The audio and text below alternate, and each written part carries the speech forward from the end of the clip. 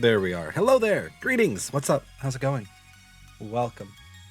I'm a little close today. Whatever.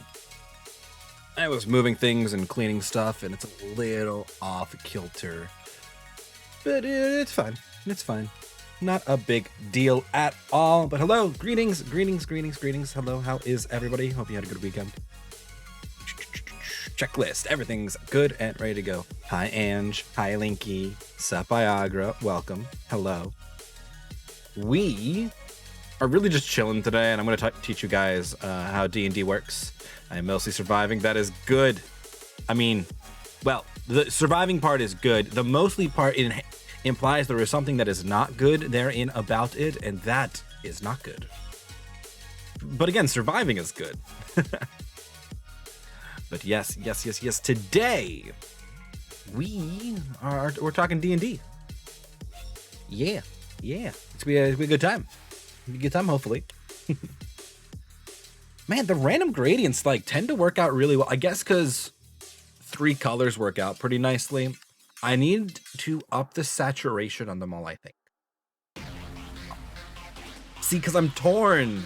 Because I think having dark colors is nice sometimes. Unsaturated colors is nice. But the lights just seem kind of dim. That's almost a rainbow. That's pretty cool. Compared to our actual rainbow pattern.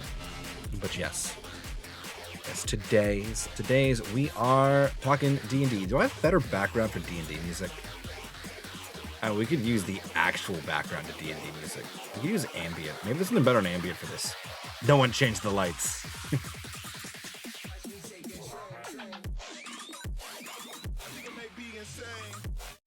Okay. Yes, nice, peaceful music. For all of the bad jokes I'm going to make about D&D today. I tried to prep for this, right? Write out a plan for how I wanted to approach this. And I couldn't find one that I liked. I almost made a PowerPoint presentation for it. But I think we're just going to talk. I think we're just going to talk our way through it. I'll give it a little bit before we actually do our thing. Let me see here. Is there anybody online I'm supposed to ping directly? I don't think so. They should know. Chat. Exactly, Linky. Exactly. Keep in mind, today is the 31st of January, currently for me. And sorry, in the realm of platinum, that's the date that matters. It's my date. Which means it's the last day of the month. If you want one of the rotating VIP slots for next month, you must get in the top 5 by the end of this stream. If you don't do that, you're not going to get it, I'm sorry. And we're going to reset the platinums. Yo, teach me the ways of double D's, Painting. I got you. I'll teach you the D and the D winning. Yeah. Yeah, so B winning. If you're winning, you're good, probably. He's ranked number 1 on the leaderboard just overall, so he's doing good. Perfect timing. Yes. So that's the plan for today, is to do D&D stuff. Teach you guys how to do D&D because we are playing it on Wednesday. It will be our 13th session. All of our sessions are up on our humble little YouTube channel where I store all of our VODs. And we'll maybe post something more creative at some point. I was trying to set this up, I don't know how to do this, do an informational stream like this while interacting with chat and keep it the kind of pacing that I would want it to do if I was giving a presentation, right? So I just kind of gave up on that idea and just went with, we're just going to chat. And I'm going to go through in an order that I think makes logical sense, explaining and talking about how D&D works, what it is, and how we play the game. And hopefully you guys get a little bit out of it and you learn a bit. But I wanted to make it structured. I don't know if I could structure it while maintaining chat, actual interaction. So maybe I'll hey, nice Linky. Maybe I'll cut it later, and we'll make an actual YouTube video out of it, or maybe I'll just make an actual YouTube video out of it. I don't know. Someday I'll have time for something like that. Bodyune, I did one minor thing. I just fixed it so that, like, if you do right, lights, me, white, me, this should work again. It wasn't before. I know nothing about it, so this is a good stream. Watched 2 episodes for about an hour, and it was like question marks, reminded me of Minecraft. I mean, it's flexible. Flexible. Bad Pat Boy. What, I changed your gradient that you liked so much? Yep, I did. But so that works, and random should work again. Here, ready? Lights, save as sunset. No, you changed it! No! I was gonna save that light pattern as sunset. That's fine. Oh, oops, it's lights blend. I'm a dummy. We can blur the lights a bit so they'll get a little more gradienty from the random, and you get something crazy fun like that. So now all those things work well. My sister dropped her daughter at a nightclub last night. She said drinking and dancing brought the labor on. Oh dear. Oh dear. Oh dear. That's a nice gradient random too. I'm really into this Aurora thing. Also, nice win winning. Nice win. I want to make Aurora lights so that we can do the random gradients as like an Aurora up on the top of my screen. Right? I think that'd be really cool to do. So we'll sees though. We'll sees. No fancy disco lights? I'd be down for disco lights at some point. I would. I'd do it.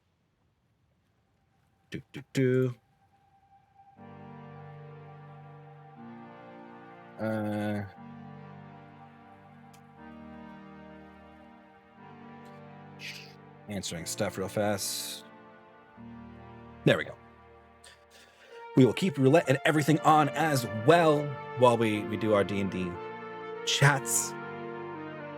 But yep. I will plan to actually start our D&D like educational stream in like 15 minutes, but I figured we'd chill and chat. Last night for platinum, if you don't hit it, I'm sorry. We have 2 times passive plat. Ooh, big win. That was also really loud. Why was that so loud? Nice wins. Oh, it might have been loud because they did it twice. I see. Gamble, doubling, audio clip.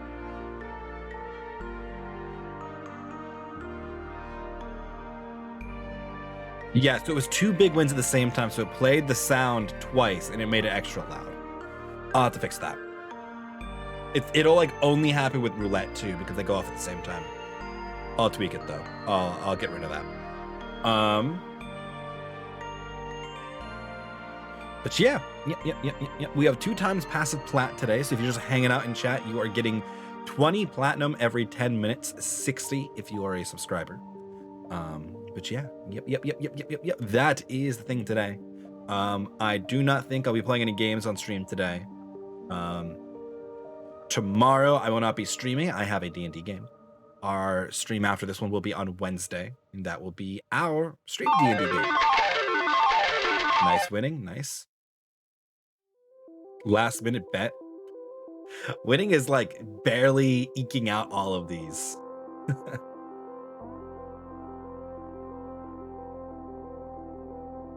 Bet two bets on red. Oh, there you go. You won both. Okay. I only saw the one win. I only like read the one win message. I was like, wait a second, you should have won both of those. That should have been fine. But okay. I like it. But how was everybody's weekend? I watched Attack on Titan today. Sag. I'm not gonna talk about it, but I like it. That's most of what I did today. I did some cleaning. I did some prep. I did a couple work things actually to get a little bit done. You are lucky tonight winning. You are. Yeah.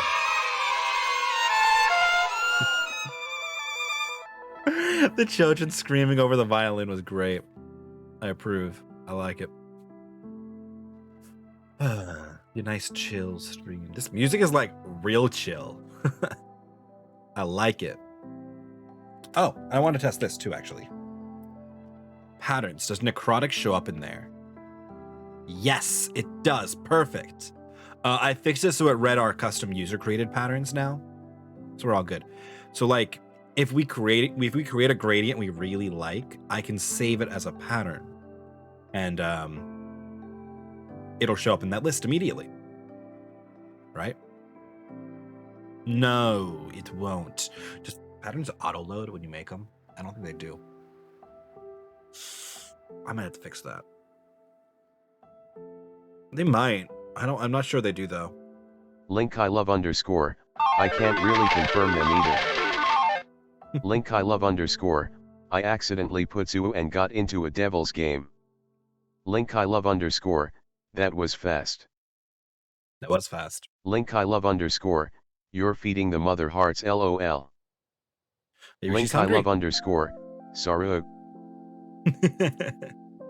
I like it. I like it.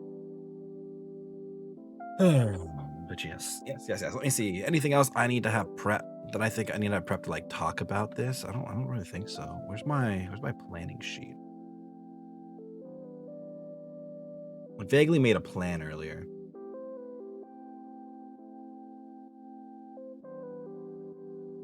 There we go. You can guess you can go over here. Kind of an awkward position for me to put it in, but it's fine. I think we're still going to show the right one on my screen. It'll be fine. Ugh. I should go roulette for real. It's my night. Don't do that. Judging by the fact that people are now losing. But be careful on that. Don't like. Yeah, I don't know winning. I don't know about that whole don't go gamble. Also, that's not how it works. Winning! Winning, no. It keeps happening. Okay. But he won that back. I'm afraid. Oh dear, winning. Oh dear. I mean, you're still number one. Yeah. I mean, here, right? VIPs. You've got 7K on Linky. So you're in a good position. You are. You're in a good position to maintain top 5 at the end of the month.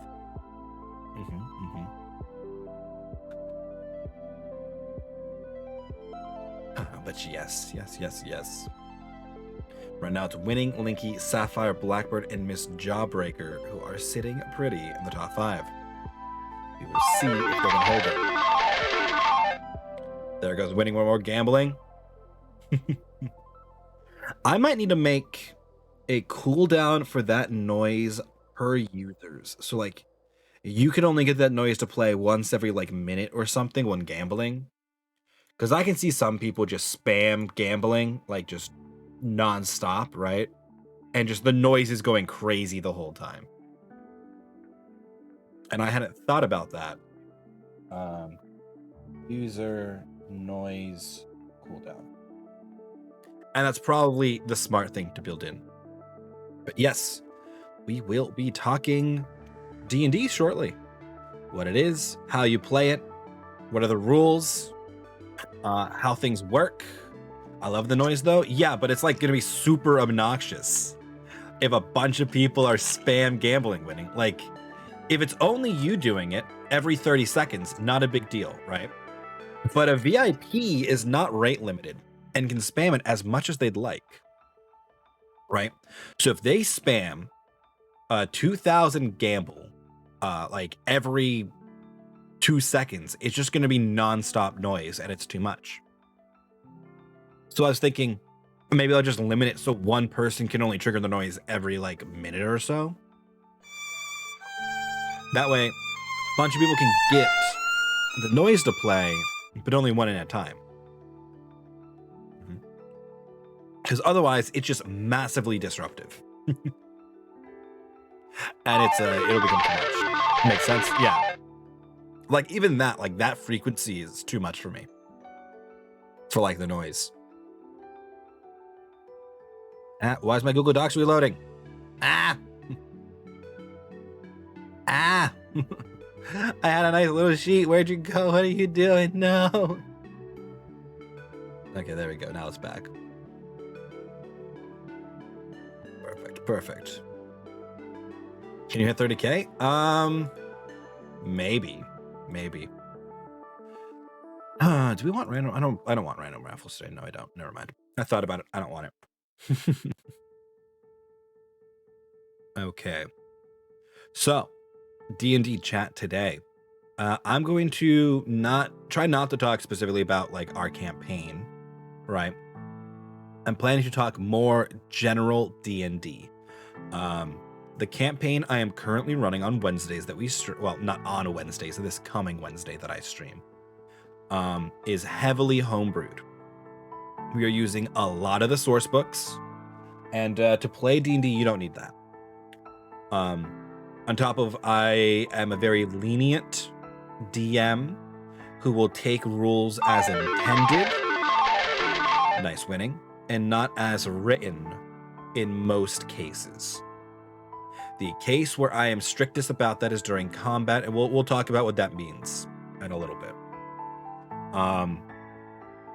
Let me actually do this for now. If we're gonna have a lot of gambling tonight where I'm trying to do an informational thing, let me just turn down the volume of Body.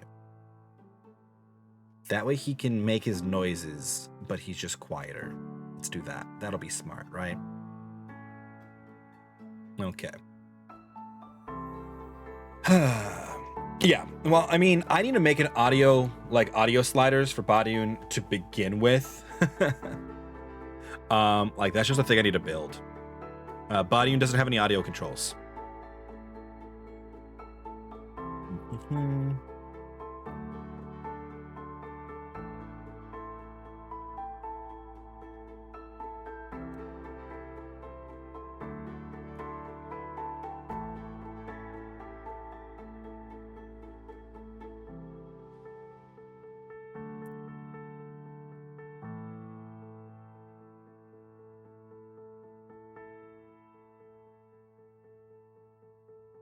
There we go. Time to buy some books to try to figure it out. If there was a way to build the Rune Knight Brawler, but they're kind of pricey. They are. I buy them because I get my worth out of it, right? So before we get into like D&D talk, like real talk hot second, I measure when I want to buy something, I measure in how many work hours would it take me to get it. Don't get me wrong, I'm not an hourly employee, I'm salaried.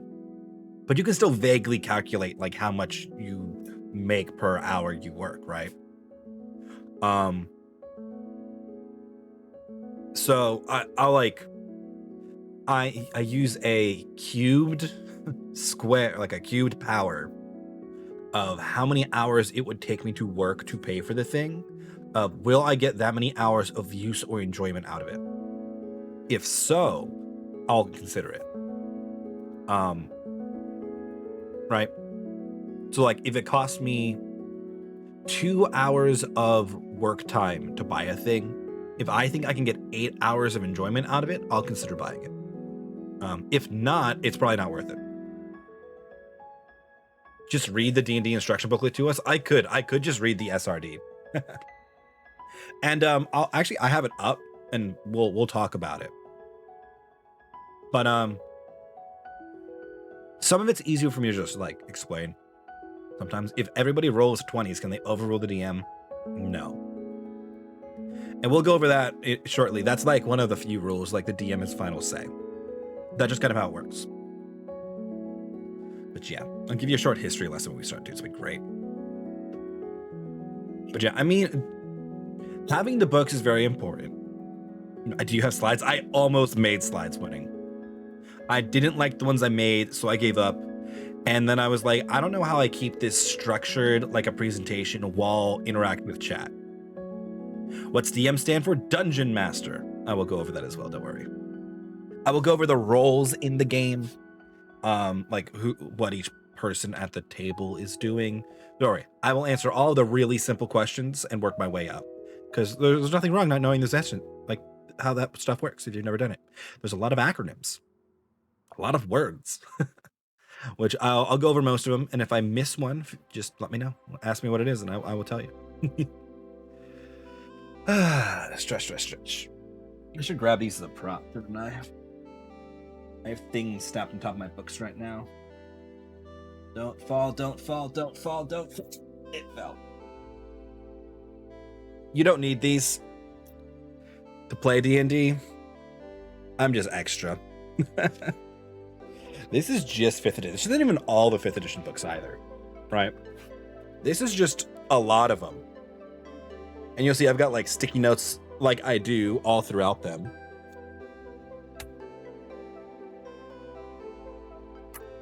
They're not necessary. I like them because it's useful for me to have like physical reference a lot of the time, but they're not needed to, you know, play D&D. And even if they were needed, the only person who really needs them is your dungeon master, your DM. But okay. Let me break down so more. I have an idea. What if you play the VOD of your D&D and talk over exploiting, unless that's hard to follow? That may be hard to follow. I thought about that winning. Pulling one of the combat ones and talking through it. Like putting it on 2x speed and muting it, and then just like kind of pausing and talking over what's going on. Thank you for the lurk, Angela. The command doesn't work. Oh, actually, I think if you do lurk, this might work, actually. Nope, that didn't work. I'm sad. Oh well. Words. I was thinking of words at some point in time, and I always forget them. Yeah, so it came back to the same problem winning of, I think that would work in a YouTube video format. I don't think it works very well on Twitch. I mean, it might. Maybe we try it. If we get to combat and there's confusion, I can pull up some of our D&D videos on YouTube, and we can look through them. But yes. Okay. Also, that'd be like a 4-hour. That'd be 4 hours if we kept up. Right. But I've got some stuff that I can show you, so don't worry. We got this. Okay. Now, let's talk D&D. This music is kind of almost solemn, but it's fine. It's fine. So, D&D, as I will refer to it. What is it? Well, D&D stands for Dungeons and Dragons. Where's the Player's Handbook? Bottom book, of course. Dungeons and Dragons. Yes, there are many books in Dungeons and Dragons. You don't need them all. The only thing you really need is what's called the SRD. I need to find a good place to post the link to it, but here it is in chat if you want to look at it as we go along.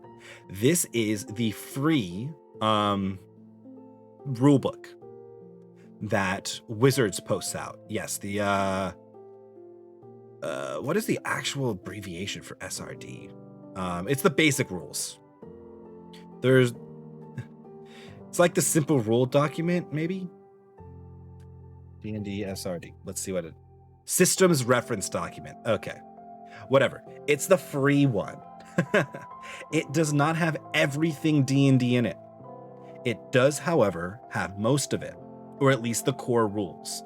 You're not going to find every class option, every race, every spell, all of the weird rules. You probably won't even find like naval ship combat, which is really nitty gritty, and that's fine.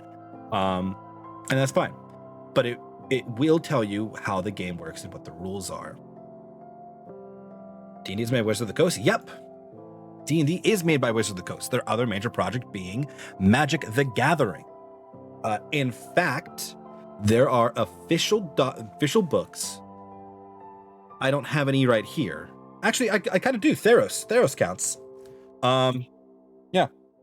There are official books that, if you look carefully up here, you'll see the MTG symbol.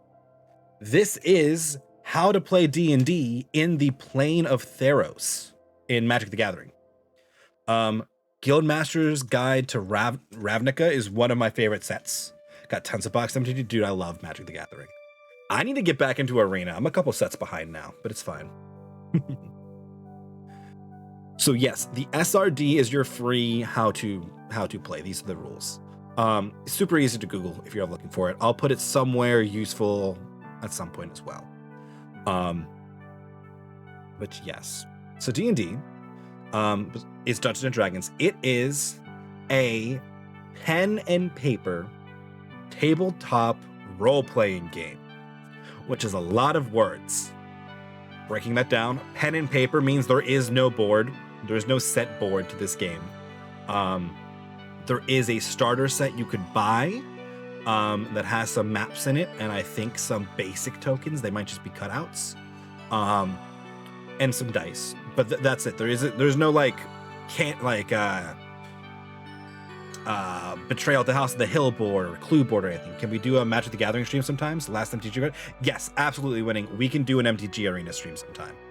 I would totally do it. We used to do them occasionally, but I haven't in a while.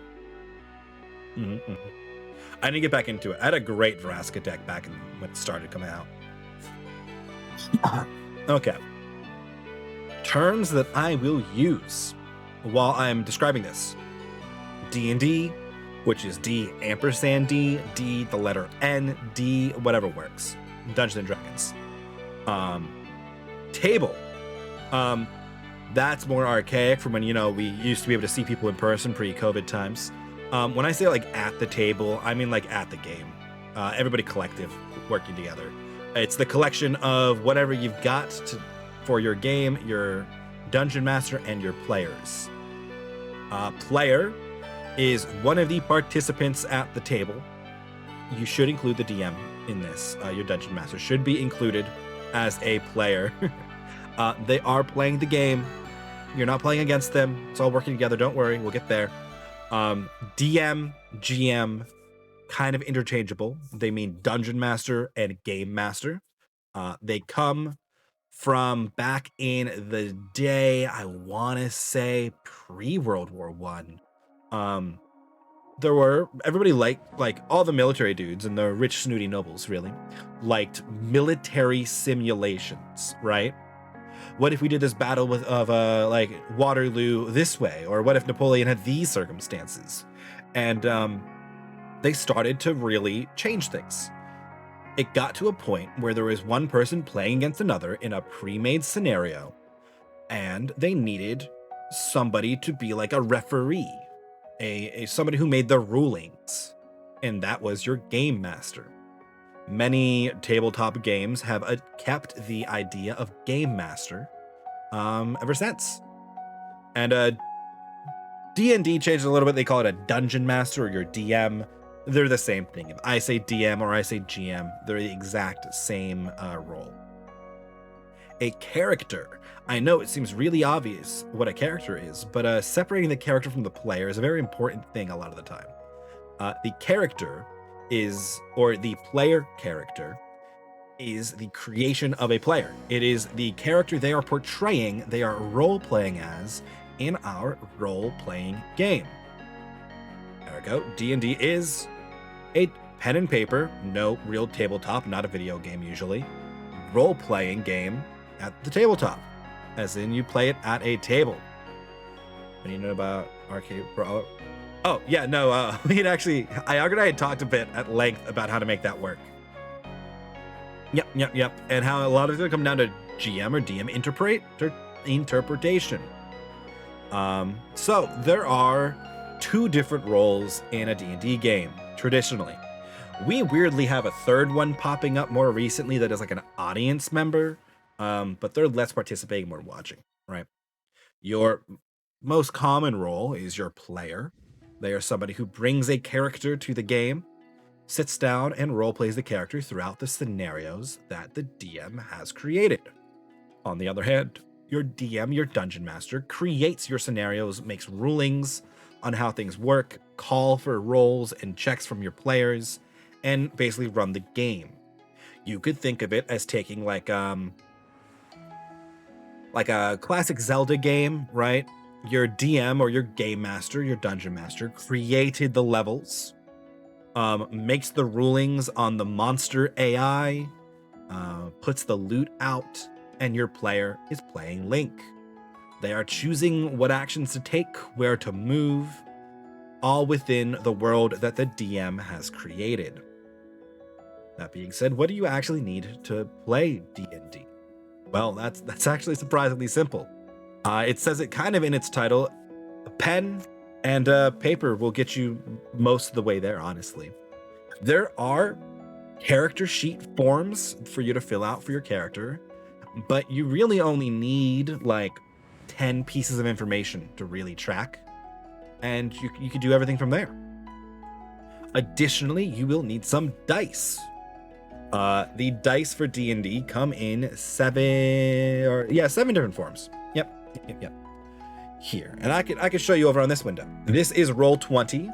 This is what we use to play online currently.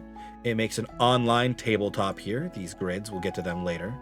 And it lets you simulate dice rolls.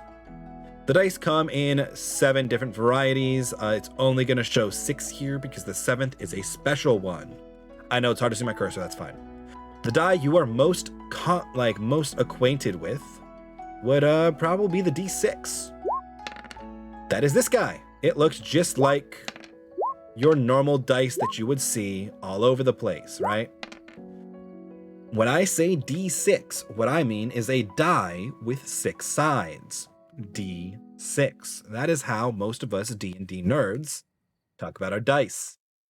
Instead of saying, oh yes, roll the 4-sided die, please, we say, give me a D4 roll. A D4, it looks like this. It is a pyramid. It is often called a caltrop because you don't want to step on this. The D8 is the step up. No, don't roll behind my head. There we go. It is 8 sides, so it can be a 1 through an 8. The D10, of course, you guessed it, has 10 sides. Oops, the Jackbox code's still up. I didn't even realize. Get rid of the Jackbox codes. We don't need them today. Let me just go make sure they're all turned off. Could I have just emptied it and made them not up at all? Yes, I could have. But you know what? I'm here now. The 10-sided die, of course, has 10 sides. Most commonly, a 10-sided die will actually have the numbers 0 through 9 on them. 0 being a 10 and not a roll of 0. Because usually it's hard to fit a 10 on a die like nicely, but these are digital, so we don't have to obey the laws of physics.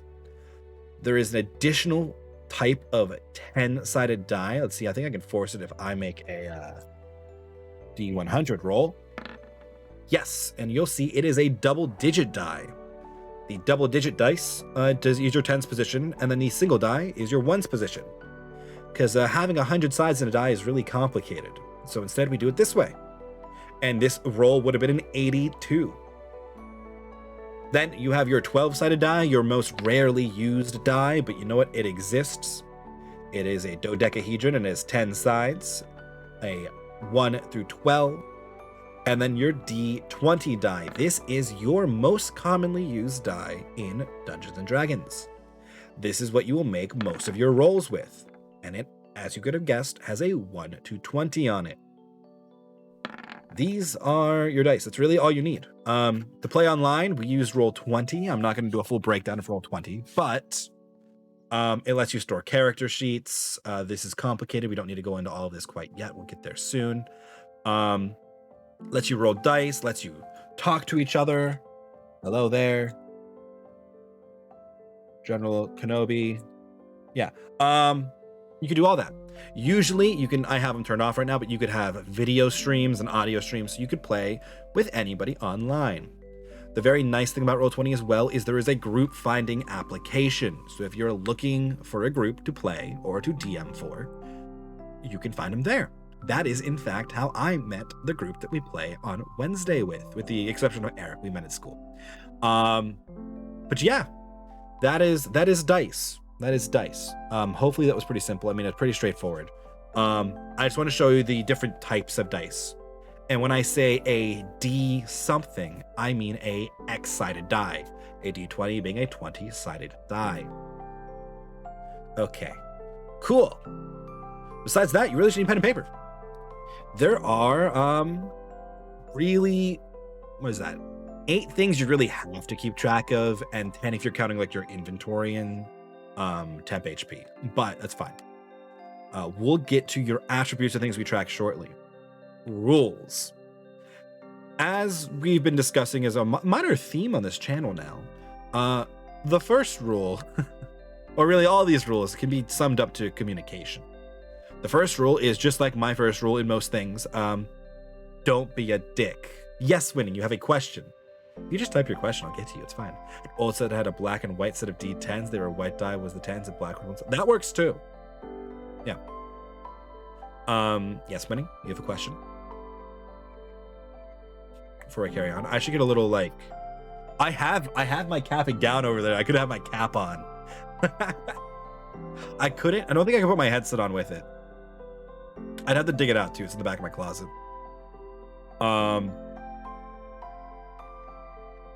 Yes, Winning. I will keep going while you type your question. Yeah. How many players min-max for a game? Optimal players? You can play with any number of players. That's up to your dungeon master, your game master. I find optimally is a party, so a player count of 4 to 6, and then a dungeon master. So 5 to 7 total people tends to work more optimally. Once you get a lot of people, a lot of things start to bog down, especially in combat where it's turn-based. Or it's just a lot of talking and getting everybody to focus is always difficult. I have run a game with like 20 something like characters, but only maybe 12 active players. And we just played whoever showed up played.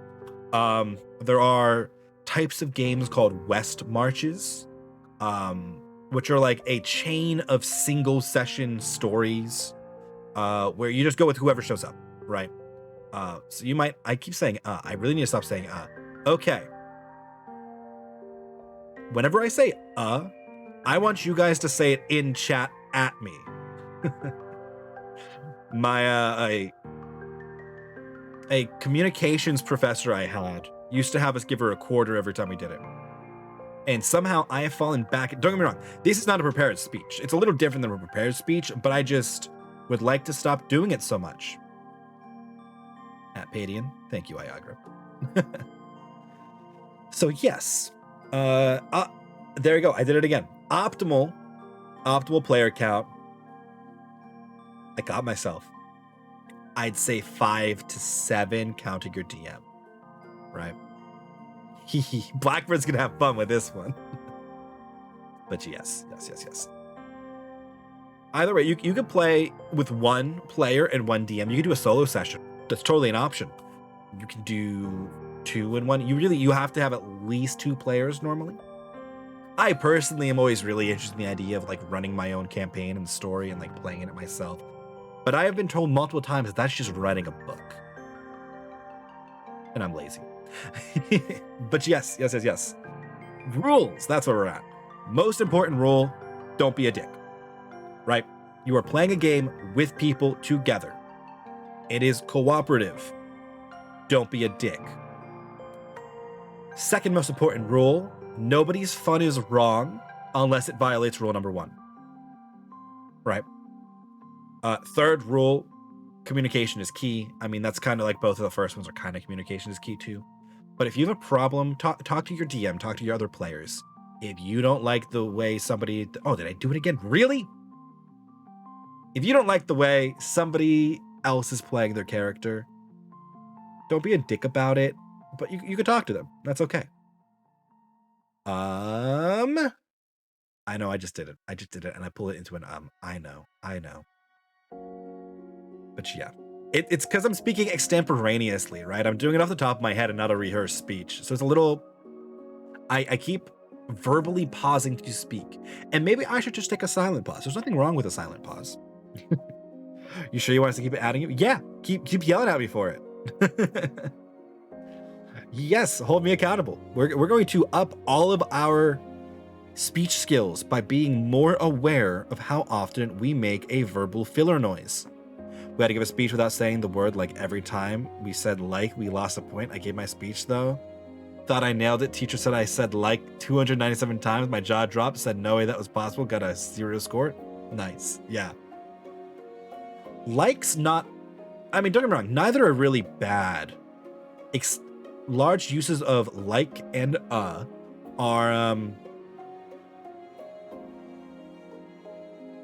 I don't know, shows of like the way your thought process is working, right? I know I just did it too there, is like you're gaining your thoughts, whereas like is you are training a thought. Like you're continuing it through it. And there's nothing wrong with that. But it happens. You know what? Yes. Example doesn't count. No, example doesn't count, but if I do it, it does count. Okay. Mods in chat, either Iagra or Eric. Would you guys like to run a 100 platinum raffle every time I say the word not as an example, as like a pause, right? I feel like I'm really battling this, right? Because I've talked myself into already on it. I kind of noticed that's what you're doing, and I'm about it. I'm in, right? So I've kind of talked myself into doing this since I started streaming more, I think, where I'm just trying to make sure, like nobody likes a dead noise stream where like, no, I'm not talking, right? Like that's not interesting. That's not entertaining. So I try to always be talking. And because of that, I tend to be verbally pausing to think about it. We'll see if I can try to make it so I work a little differently. I turn that on and off. We'll see if I can do it. We'll see what we do at the end of this. Okay. Rules. Don't be a dick for D&D. Nobody's fun is wrong unless you violating don't be a dick. And then I don't know, dude, come on. I'm fighting it. And fighting it is losing my train of thought. It's difficult. Okay. Boop, boop, boop, boop, boop, boop, boop. Communication is key. Communication is key. The DM has the final say. They are the one who arbitrates the rules. If there's a rule question, it is their ruling that counts. A good DM will deliberate with their party, with their players. If there's a real problem, they'll make it later. That was a not an yeah, I know, I caught myself mid syllable, right? So you've seen me do this a couple times if you've been watching our stream. We'll get to something weird and tricky, and they'll ask me, does this work this way? Would this work that way? And I'll think about it for a moment, and if I can't come up with a good ruling, then I will give them my ruling at the moment and say, I will deliberate on this later and let you know, right? Because they're playing the game. Like, we're all playing the game together. I want everybody to have fun. If that means I need to stop for a second and think, or I need to get back to them, that's fine. One-sided rulings are a little brutal sometimes. I'm a little more strict with that in combat because it sucks if your character gets down by some finagly rule that like there wasn't a clear ruling on, as like much more than it sucks if, you know, you fail to woo the elephant because there were no rules for how to play music for an elephant. I think that went really well, but that's not the point. Hit it. That's the gist of it. Otherwise, there's a lot of nitty-gritty rules that you'll get into in the SRD. There's how to play the game, which is really, really straightforward. Surprisingly straightforward, actually. Contrary to what it may look like, D&D is a really straightforward thing to play. The DM sets the scene, sets the world. The player describes the action they'd like to do. The DM makes a ruling on the success of said action and may ask for a check. A check in this case would be a roll of a D20. Sometimes I'll ask for like something else, like really weirdly specific, but usually it's a D20. Oftentimes your characters will have something that they will add to it.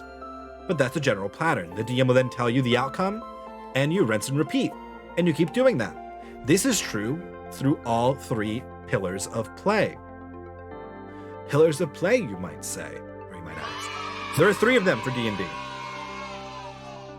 The main pillar is usually combat. However, 5th edition, that is the one we are currently playing, that is the most recent one that is currently live and updated, tends to have a more even spread, if not a slight leaning towards a social and narrative pillar. Social narrative is your second pillar. That is your conversation with the people at the table, with the non-player characters or the NPCs that are controlled by your DM. Or with the story kind of as a whole. You'll see in our campaign, we've kind of started to net gravitate towards this story about investigating the death of Duke Lyson. The third pillar is exploration. You can go overworld traveling like we are currently. The players don't know exactly what they're wandering into, but you never know. This could be exploring a dungeon, this could be exploring the wilderness, charting new lands, going out to sea. You could do basically anything as long as your DM has that set up or knows that they want to do that ahead of time and can do it on the fly. Good luck, DMs who want to do oceanic navigation on the fly. But yes, that is the gist of it. That is how you play the game. All the other rules get a little nittier grittier, and we'll get into them as we get there. Mostly about combat. Let me think. Is there anything else really important on the general rules? Yes. Speaking of checks and rolls, there is a concept in 5th edition D&D that is new compared to the other ones. In previous editions of D&D, you would add tons of numbers to your die. Say you were trying to track an animal, right? You would roll your D20 die. You would add your tracking skill. You would add your proficiency with tracking. You would add a bonus for the tools you have that are tracking. You would add a bonus for your understanding of the animal you are tracking. You would add a subtracted number based on the weather conditions. There's a lot. And don't get me wrong, there is something to be said about the complexity and the speciality that you can get into in that kind of a system. 5th edition abstracts that a little bit. Instead of adding all these numbers, you instead just take advantage or disadvantage. There is still a number that is added in most cases, rarely 2. But most things kind of boil down to disadvantage or advantage. What those practically mean is you roll 2 d20s. If you have advantage, you pick the higher number. If you have disadvantage, you pick the lower number. There are some specific rulings that would make these for you. For instance, if you're trying to be stealthy while wearing chainmail or like heavy plate armor, you have disadvantage on stealth checks. Because you know, you're loud as fuck as you clankety clank down the stairs. However, most of these rulings will come from your GM or your DM. Okay. Whenever there is a call for rounding dice, you will almost always round down unless you as a group have discussed this prior. This, just kind of feels better. It feels worse when they resist your damage and your 3 damage goes to 1, but it feels much better when you resist theirs and it goes to 1 and you only had 2 HP left. So it works out. Otherwise, specific rules beat the general rules. There are very specific rulings in very specific things. So you'll see spells, for instance, may have different wording on them. Items, character classes will all kind of change things. Okay. I think I've covered the basic rules now. Checks notes. Looks like it. Next up, what is a character? Well, a character, that's a good question, is a bunch of things. Really, it is 6, let's see. All right, you got your 6 stats, you got your level, that's an important number. You got your HP, you've got your armor class, your AC. I will go over all of these individually, and then you got your inventory. So your character is really made up of 5 things. There are more things on a character sheet than this, but they're not as important. Okay, back to this screen. Let me show you that super spooky character sheet. Yes, this one right here. It's spoopy. There's a lot on here, I know.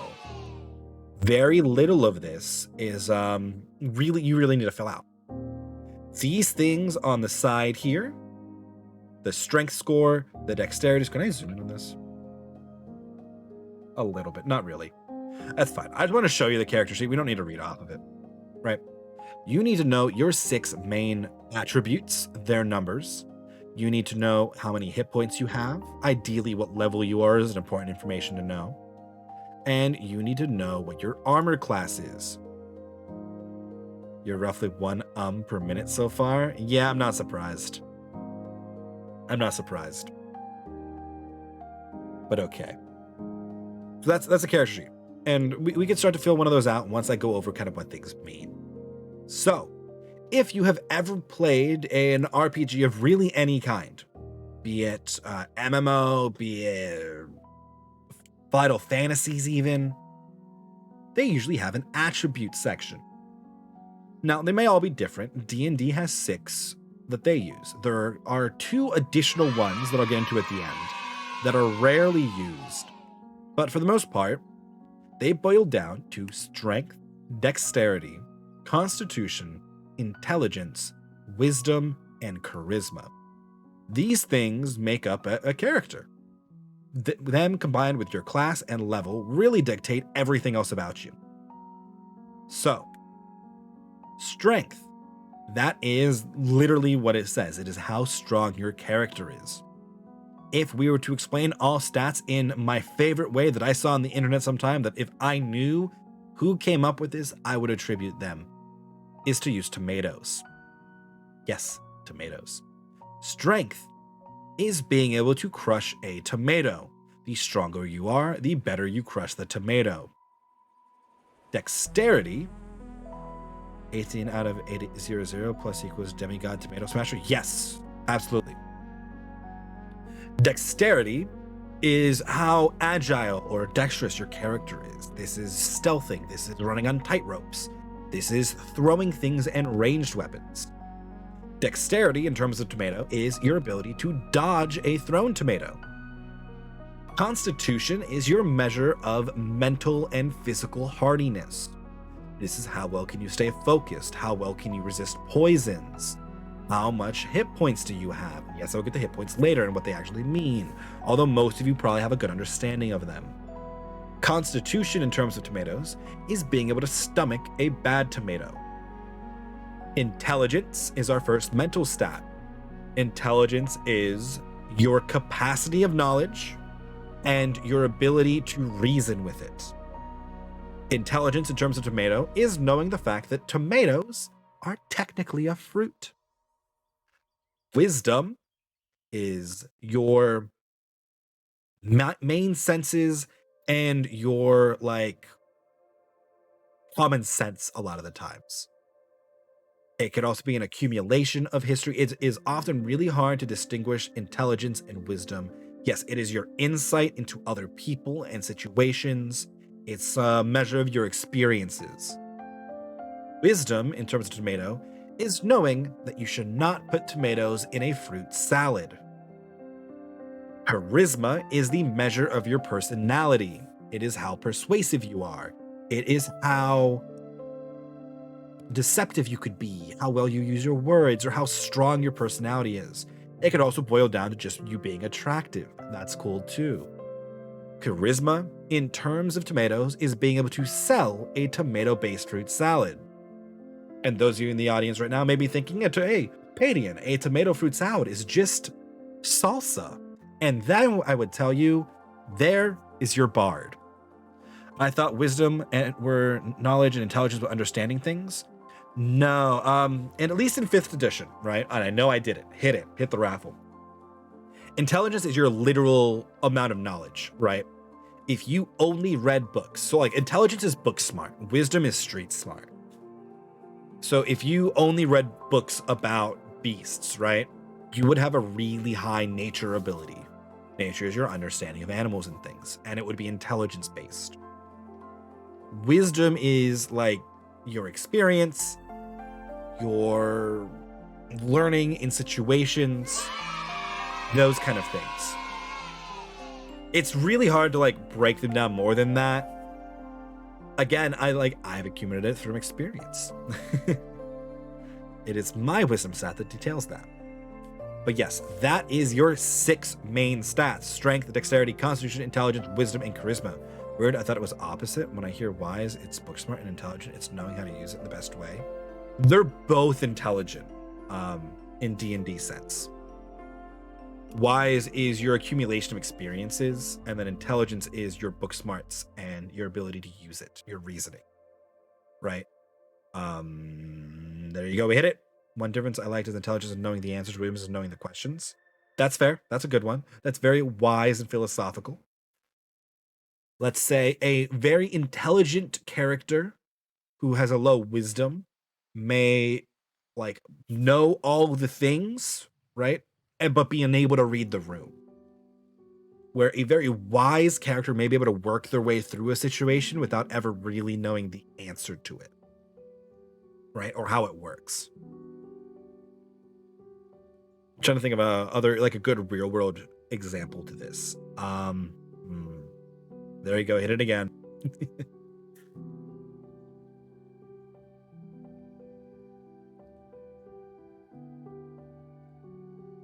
Chris will just flash the smile and the puzzle solves itself. Exactly.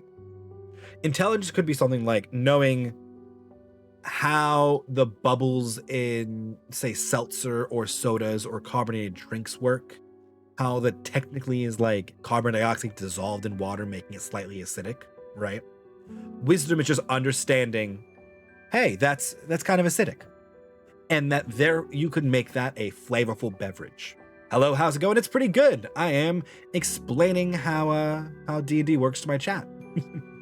Because I do it sometimes, but I haven't really told him how it works. How are you, Joe? How are you? Intelligence is figuring things out without previous knowledge. Wisdom is knowing it and not needing to figure it out. No, that's the opposite again, Blackbird. It's like the opposite again. Right? Intelligence is knowing a tomato is a fruit.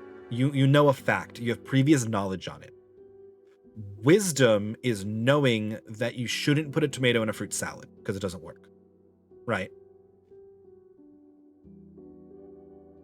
But you know that because you have previous knowledge, because you've eaten a tomato, because you've seen a fruit salad, there were never any tomatoes in it, right?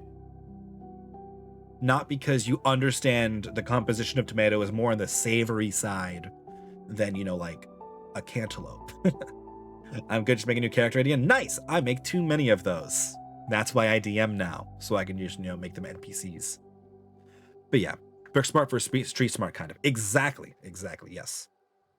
So yes, that is the 6 main stats of a character. There are 2 additional optional stats that are very rarely used. I occasionally keep track of one of them behind the scenes. These are honor and sanity. Sanity being another mental stat, it is exactly what it sounds like. It is how sane you are. This is useful in horror-based campaigns to track. You could gain and lower sanity stats. Honor is a weird thing to track because unlike the other stats, it could be gained and lowered by external means more often than not. This could be a measure of, really it factors a lot into like your law versus chaos and your alignment scale, which we will get to. There you go, hit the raffle, I said it. I'm trying not to say the word while I give this extemporaneous presentation on D&D. What edition of D&D do you play? We're playing 5th edition. The campaign that I am running is a little on the homebrewy side. And by a little, I mean a lot. I made the world. We have some homebrew rules. We are playing our session 13 on Wednesday. I actually have them all up on our YouTube. You can find them there if you are interested. Sorry, I gotta plug my stuff because I need to get better at doing that. But yeah, we are playing 5th edition. And I am explaining 5th edition. Okay, so that is our stats. Those are our main stats. The other important attributes of your character is your hit points. Hit points is your health measure. You could think of this in multiple ways. It is the amount of life force you have before you die. It is the amount of luck you have before you take a fatal blow. It is how much damage you need to accumulate before you fall unconscious. All of those are valid, and I use them all at different points in time. For instance, in our campaign, we have a Warforged fighter, Epsilon. I would describe him as taking most of the hits, and maybe he's just not getting that hurt until the final one. He may get dents in his armor, slashes here, cracks there. Whereas a character like Vincent, who is a swashbuckler rogue, may be dodging these blows, and then the final one finally lands and puts him down. He is still taking the damage, but I describe it differently based on the character. A very good example of this may be something like Dark Souls or God of War. When you lose hit points, you got hit. There was a blow taken to you. However, other end is the Uncharted series. You may not have noticed it, but they did something very interesting with Nathan Drake's health bar. Every time you lose health, Nathan just barely dodges a bullet. Literally. The bullet don't really hit him. Sometimes he gets hit in melee combat, but in most ranged combat, the bullets never actually land on him. They land very close. It is a measure of his luck left until that bullet finally lands. When his health hits 0, the bullet hits and he drops. So I use them kind of back and forth. Hit points, fun fact, comes back from those war games we talked about earlier. It is the measure of damage that would take to drop the hull of a ship, to make it inoperable. How many hits did it take to drop the ship? Your hit points. You could also see them written as health points, but most pen and paper tabletop role-playing games keep the same thing, which goes into our next term, our AC, or our armor class. Armor class again comes from the exact same source. Your armor class of your ship, your light patrol ship, your heavy frigates, is the exact same thing. It's how high do you need to roll to deal a hit to the ship. In D&D, your armor class could be based on a bunch of different factors. You could have a natural armor, like say, go ahead, hit me for that one. I know, I'm trying to think. Of somebody who's a good natural armor as a race. I can't really think of it, but you say like a beast or a dragon having natural armor. However, a knight will have an actual armor. I'll give you a pass on that one. Thank you. It's how hardy tough you are. Yes.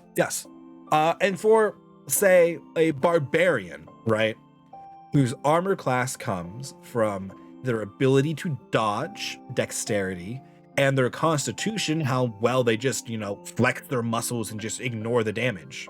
I would say hardy tough is a perfect application of their hit points. There's somebody who isn't really dodging blows. You're hitting them and you're just not breaking the skin. Whereas your rogues or your thief or your fencer, those light on their feet lithe characters, their armor class often comes from the armor they are wearing and their dexterity bonus, how well they can, duck, dive, dip, dodge, and dodge. I did that in the wrong order, but it's fine. It's the 5 Ds of dodgeball. Again, knights, they're big plate mail, and you'll get them from different measures. There are ways to increase and lower your armor class. As a practical number, though, it is exactly what you have to roll to hit them. You must roll a d20 with your 2-hit modifier, we'll get there eventually, of your weapon attack, and reach or exceed the armor class of your target to deal a damage to their hit points. Glancing/grazing blows, basically. Yeah, you will see as I'm DMing, I use a base rule of if the attacker rolled under a 10, the attacker missed, right? So base armor class with no modifiers, no classes, no armors, nothing, is 10 plus your dexterity modifier. Modifiers are calculated from a table of your stats, and they tell you how much you add to things if you're good at it. They're generally base 2. So 10 and 11 is neutral, 12 you add 1, 14 you add 2, 16 is 3, and so on and so forth. Under 10, you start to subtract as well. So 9 and 8 are -1, 7 and 6 are -2, and then I believe it actually amps up from there, but I'd have to look at the table again myself. It's rare you get that low. But yeah, so I describe usually if you roll under a 10, you could not have hit them if they were standing still, you missed. If you rolled greater than 10, but less than the armor class, whatever that character is doing caused you to not land your blow. Your sword and shield knight deflected it. They blocked it with their shield. You glanced their armor. Your barbarian just took it on the chin. You punched him and he's just staring at you. Your rogue dodged it. Your wizard ducked it. that kind of things. Although, honestly, if you roll about a 10, you probably hit the wizard. But that's fine. But that's just a narrative thing that I like to do. Those are kind of the weird attributes and the things that if you can keep track of your ability scores, your health points, your hit points, your HP, and your armor class, that is literally everything you need to do to play D&D. There are more things to the character sheet that we can go back to now. Like all of this stuff in these middle sections. Yes, there's more. Zooming in on this is such a pain, but we'll do it anyway. Okay. Come here. Oh god, that's not how I wanted it to work. Oh well, we're here now. Let's go to the big side. Thank you, OBS, for kicking me out of my transition. Okay. I can't scroll because I zoomed in so far. That's fine. These behind me are your main skills.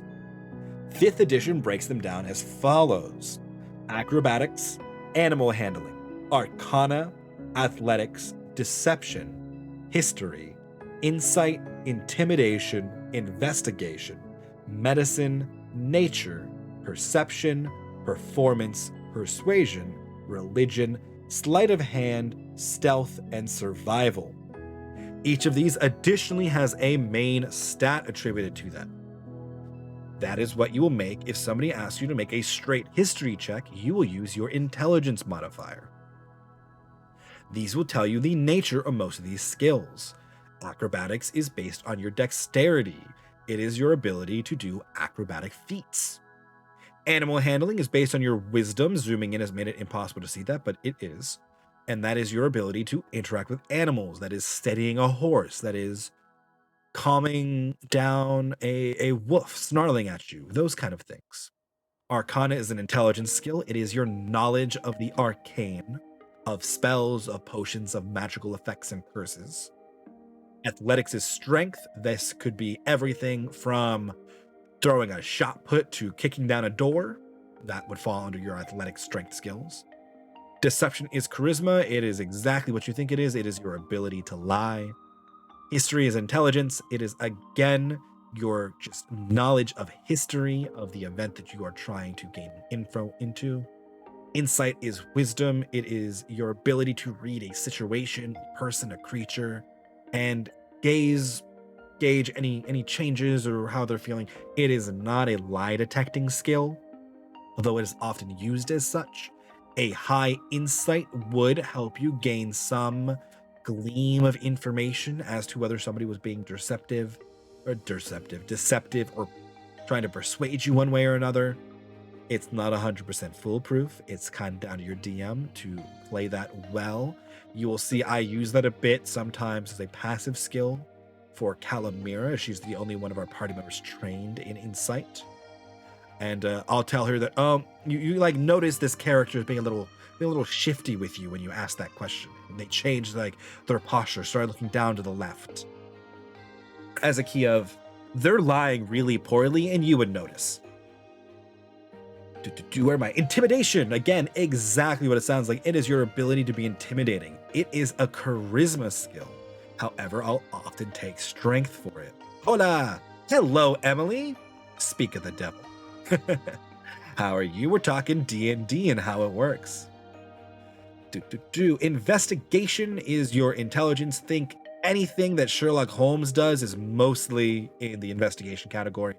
That is your deducing what's going on, testing for fingerprints. I could take wisdom for some investigation depending on how you're doing it, but traditionally it is an intelligence skill. It is how well your brain works to put it together. I am the devil indeed. Yes, you're also the person who plays Calamir, and I was just talking about her. Medicine is your wisdom. This is a medical check. It could be anything from checking for a heart rate to putting in stitches. It is based on your experience and is therefore wisdom. I heard. Perfect. Darn it! I did it again. Hit it again, Iagra. They are running a raffle for 100 plat. We're also using raffles. Yes. Yeah, I'll take them. And are the same. So every time that I use or as a verbal pause, I'm having them add 100 platinum to the raffle. So we'll see how it stacks up. So I did medicine. We're in nature. Nature is an intelligence check. It is your knowledge of natural things. This could be plants, animals, rocks, minerals, oceans, tides, stuff like that. If you think you would know about it, it would be a nature check. Perception is wisdom. It is your ability to perceive your surroundings. It is the most used skill, probably followed by stealth. It is your party's ability to keep watch, to check for enemies, to see what's in their surroundings, to check for traps, that kind of things. In fact, it is so special that behind me is the passive perception with wisdom slot. Yes, it is the only score to get a special passive slot on most character sheets. And we'll talk about what that means once I get my skills. Following up perception is performance. It is charisma. It is, again, exactly what it says it is. It is your ability to put on a performance, be it singing, dancing, poetry reciting, slam poetry, Madversity, rap battles, musical instruments. It's in performance. You're looking to woo a crowd in a bar that you probably should not be standing up and singing in? It'll be your performance skill.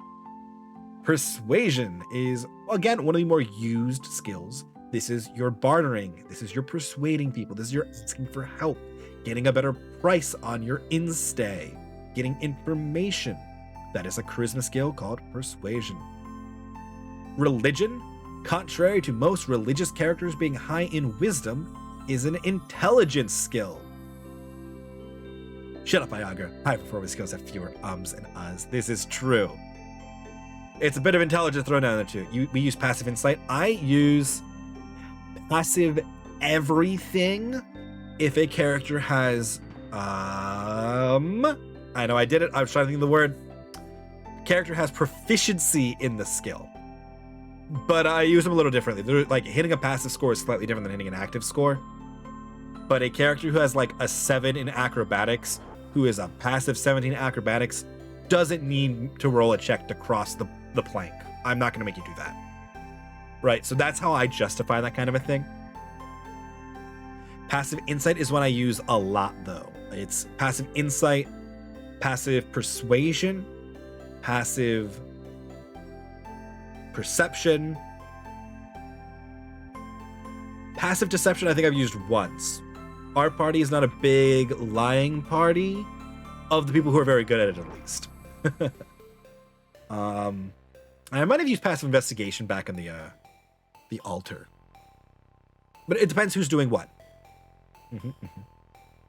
So yes, religion, intelligence skill. It is your knowledge of religions, mythologies, and the such. Your knowledge of the practices of those who worship, the customs at the temples. That is religion.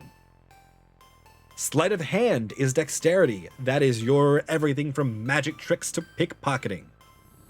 If you want to be able to do that thing where you spin a pen or a coin, that's your sleight of hand, and it is almost entirely dexterity.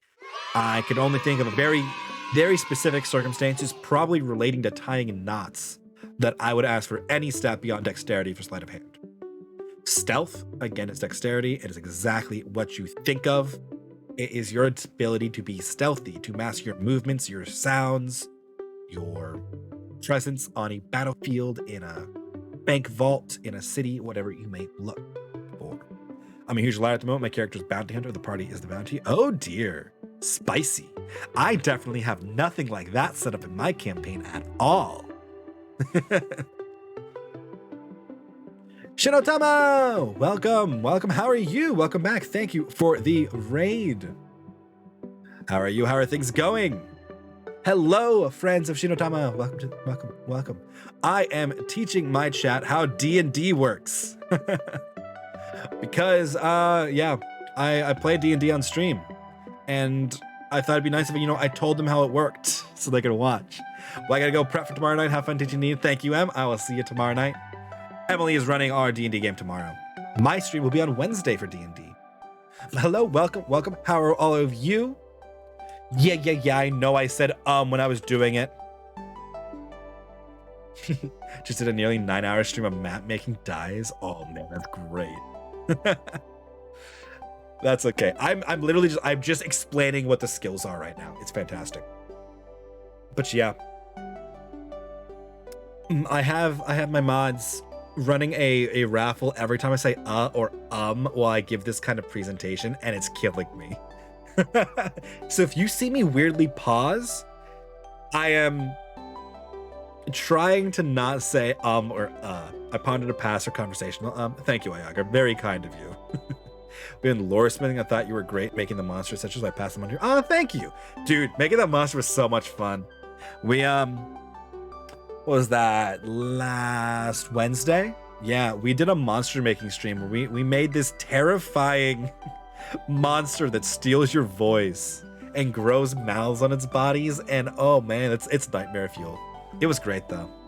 Playing a changeling that is 7th level Echo Knight, 5th level Trickery Cleric. I can make copies of myself with both fighter and cleric. That's an interesting archetype. I like it. I like that, Joe. That's fun. Lots of duplicity going on, and not just your channel divinity.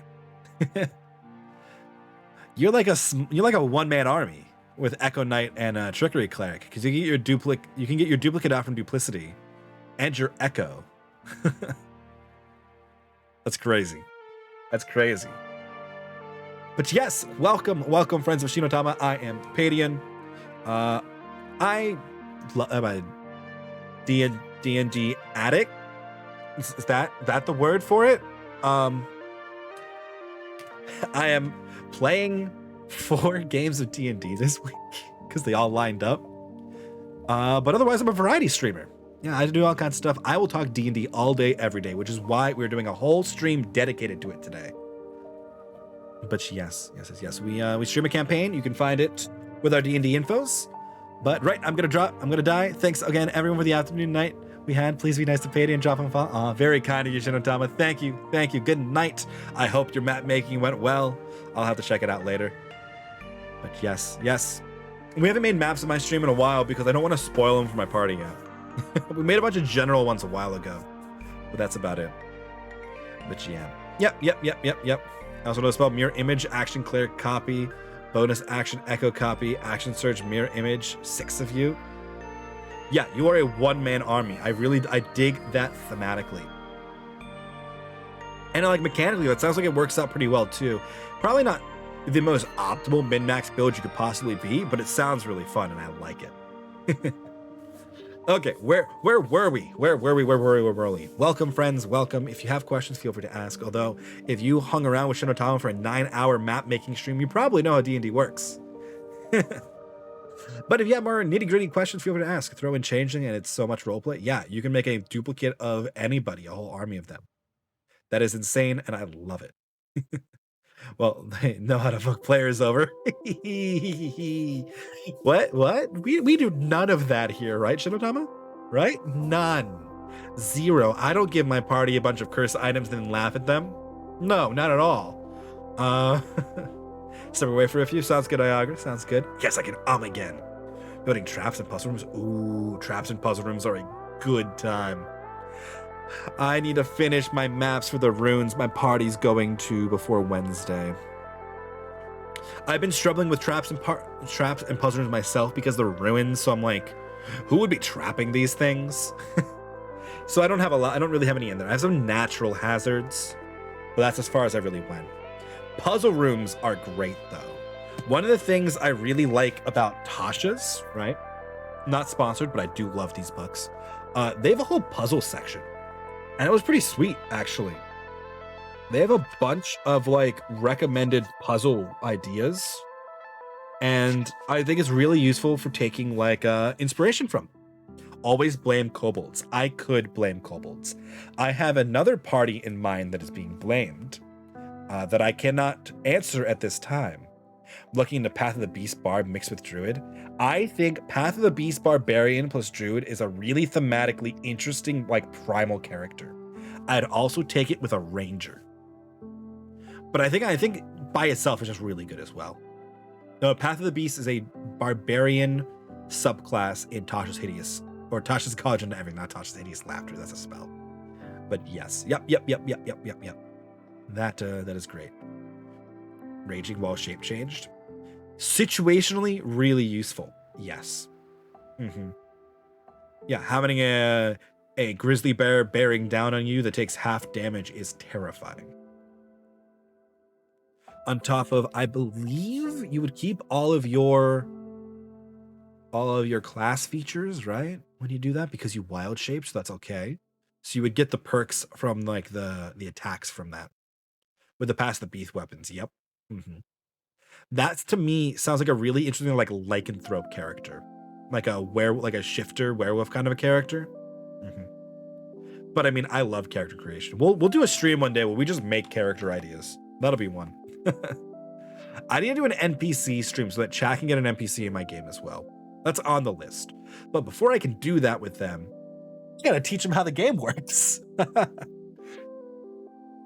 But yeah, where do we get to? We got to stealth, right? So last skill on our list to talk about is survival. I owe you guys a raffle. Survival is a wisdom skill. It is basically anything you've learned at Boy Scouts or Girl Scouts, right? Survival is starting a fire, tracking an animal. It is finding a good place to put your camp. Roll dice, hit stuff, hits back, roll saving throw, die, rewrite character. You got it, Mr. Bio. You got it. That's it. Well, that's the good stuff. I love dangerous combat. I almost got there with my custom-made scorpions. I like making monsters that are very strong with like really exploitable weaknesses. So for instance, my scorpions were vulnerable to slashing damage at their joints. So if you took a called shot at their like joints, like on their arms and their tail, because they're very heavily armored, you had a chance to do extra damage. In fact, where do I still have it over here? I do, yes. I run like my whole life on sticky notes. But here, I actually did the whole scorpion thing and then broke down the health points based on limbs. So you could cut off a claw or the tail. And when the party realized that in combat, the whole dynamic of the fight changed. And it was amazing. It was great. They started pinning the tails and like cut the one off entirely. Really made the scorpions less dangerous, and they couldn't apply their damage over time poison. It was fantastic. It was a good time. It was one of my favorite fights we've had. It might be my favorite fight we've had in this campaign, actually. But yes. One of the partly here, so I might miss a few ums. That's fine, I know, that's fine. I'll try to keep track so I can properly. But yes. So that is your main ability scores. Like we had briefly talked about, there are passive scores, like the one behind me. The passive wisdom perception score. A passive score is if... I'm trying not to say the words, right? So say your character is very good at something. Like I was talking about earlier, somebody who is like a rogue with expertise acrobatics, right? Gets like a 19 or gets like a +9 to their bonus, right? Their passive score would be 10 plus whatever the number here says. You can see these numbers will change. If I increase our charisma on this character to 20, not 22, 20, you will see all charisma-based scores go up to 5. And because you're adding your bonus there. If you are proficient with it, you add your proficiency bonus. In our case, we're level 1, so that's a 2. Right? So you add all these things together, and you add those to your rolls, and that's how it comes out at the end. Passive score is assuming a roll of 10. It can be used to set a DC or a difficulty challenge for the NPCs. For instance, if a kobold wanted to sneak past your party to ambush them, their stealth score would have to beat your party's passive perceptions. I use this for if an NPC is lying to the players, they must beat the passive insight of my players or it becomes apparent. I have used passive scores for physical tasks. Climbing is a good one. If you want to go climbing a rock wall, right? Good Jason, thank you for the raid of 6 people. Oh, so many friends coming by today. Hello, how is your stream? What were you up to? I heard you love tomatoes, so we were talking about tomatoes earlier. Raid time. Welcome, welcome. Ooh, Art. Art, did you make something fun? I like it. Here, let me slide on out here. We can chat a bit. Tomatoes. Oh, it's a no tomatoes. Yes, yes, yes.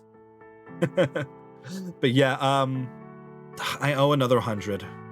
I got it. I'll do it. I hate tomatoes. That's fair. I'm meh on tomatoes, in all honesty. I'm not a huge fan. I don't like them straight. They're okay in sauces.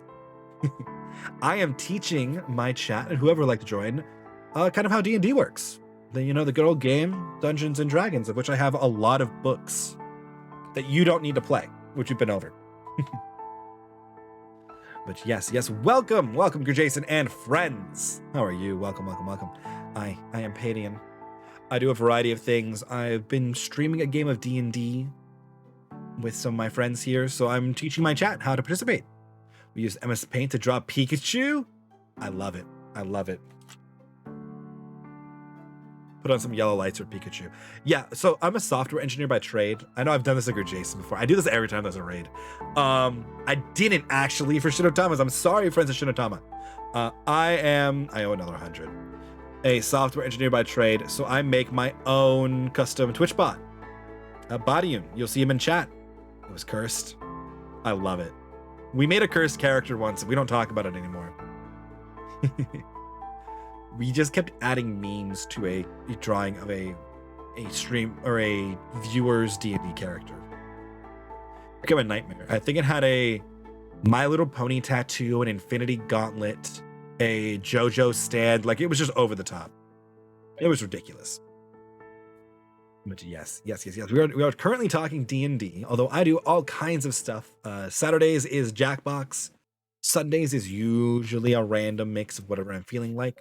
Today we are doing D&D because I have a streaming D&D on Wednesday, and I wanted to let people know how the game worked in case they wanted to come watch.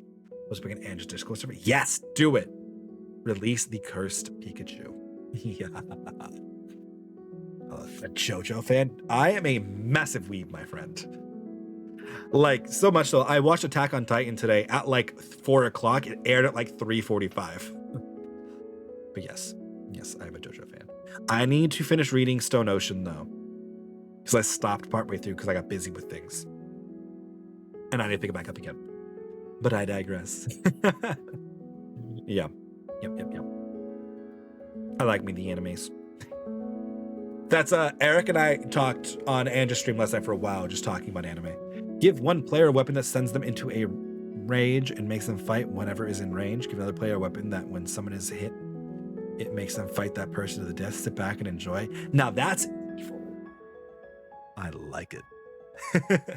So I have given my players, they had 2 cursed weapons. They Mordored the one, and by that I mean they dropped it into basically a pit of sulfuric acid, like you would find like Yellowstone, because they couldn't find a volcano nearby and they hated it, so they wanted to destroy it, like the ring in Lord of the Rings. The other one they are still currently debating. They know that once they put it on, they can't take it off, and they know that it's going to have a give and a take, a power with a cost, but the powers can be specific to some people. So each person has a custom one that they don't know what it is yet. So they have to put it on to find out. Q, lightning strikes back during because I'm evil. I like those kind of interesting decisions. I am a more experienced DM and player. I've been doing D&D for a very long time. And I find to show the drawing on stream. Do you want to? I'll show your Pikachu on stream if you want. Or do you want me to show the super scary monstrosity that we made on stream the one time? I've done a couple art streams before. One where we made the lights, one where we made the token for the adopted child of our party, and 23 years D&D, 21 which is DMing. Nice. You got me beat. I think I only had like 14ish of D&D. Probably more like 16 actually, because I think I calculated that number like 2 years. Both? Hells yeah. Okay. Let me find them. That's not that bad, okay? That's pretty good. Here. That's pretty good, Jason. That's pretty good. That's not bad at all. Okay, let me find our monstrosity while I chat. Started whenever I was 8 with my parents back in the... Yes! So we started with a D&D. My brother's... Is that Sexy Pose Pikachu? Hit me like one of your French Pokemons. I had to find the anything else would be too much. Actually, can I post up the internet if I go to my Gemini chat? I might be able to while I think this through. Yep, there we go.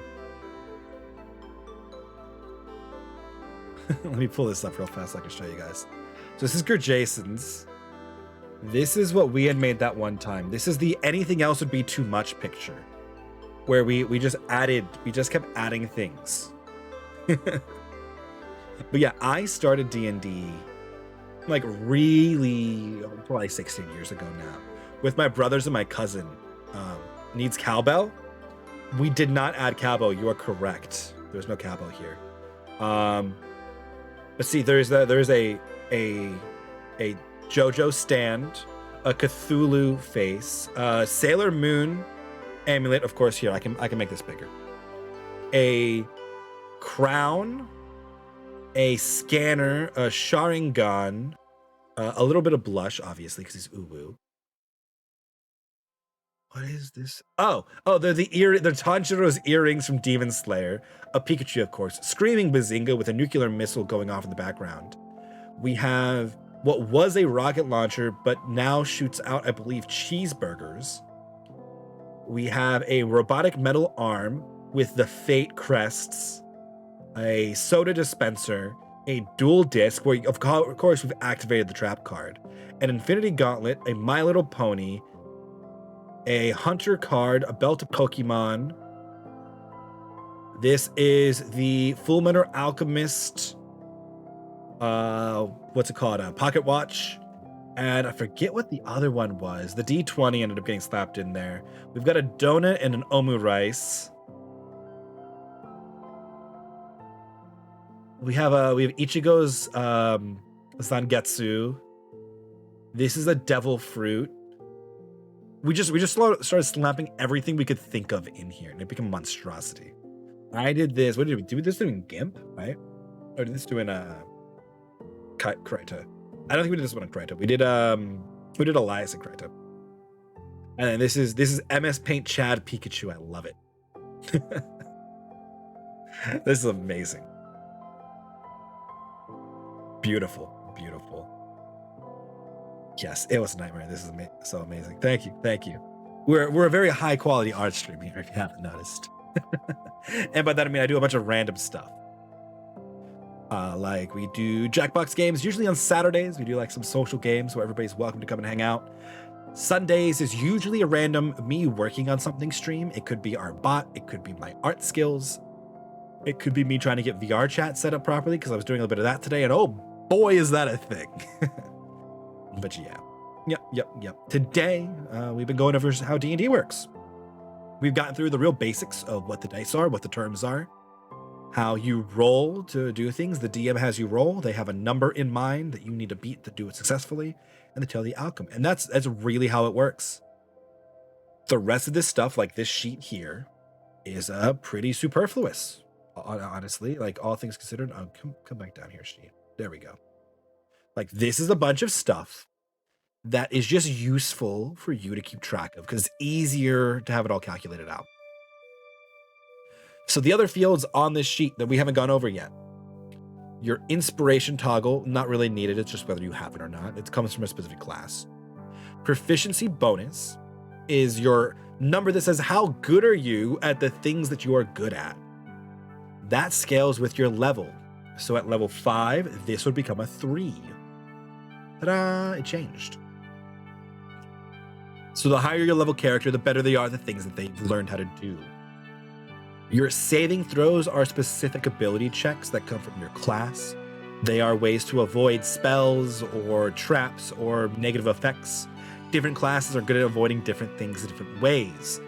For instance, the rogue is really good at dealing with intellect attacks and dodging things with their dexterity.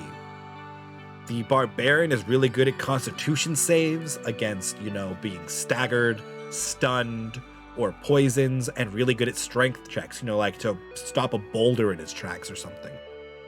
This is where you would put all of your awesome hit points, you would have a lot of those. They would go here. Temporary hit points are kind of like a shield. They get eaten up before your hit points, but you can't really get them back. This stuff over here are character traits, not required by any means, but often fun.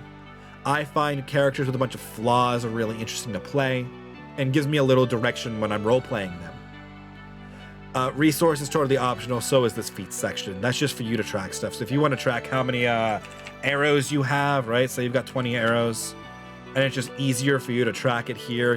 You do you. That's just what this is for. This section down here is your inventory, just where, you add stuff. So, if we had, I don't know, a flute. That's a proficient. It would go down here.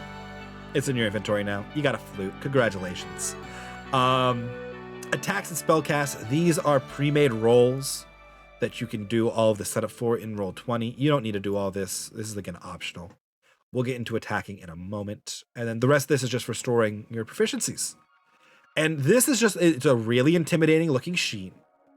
But remember, all you really need to know is these. If you know these, and you know which of these you would have checked, right? What skills you're good at, you can figure out your health, you can figure out your armor class, you can do everything else. And you can play it all on a sticky note. You don't need this big sheet. I use it because it's easier for me to keep track of it all at my extensive experience with D&D, but you by no means need it. Okay, so that is the stats of a character in the character sheet. I know this is a lot, but bear with me a moment longer. We got a little more to go over on a character. A character fundamentally is made up of its stats, your race, your class, and your background. These are all things that you kind of pick at the very beginning when you make your class. Rarely can they change, except for in the case of classes where you can grow. Your class you would pick from usually the basic ones. There are 12. Tasha's as a 13th that I will go over at the end.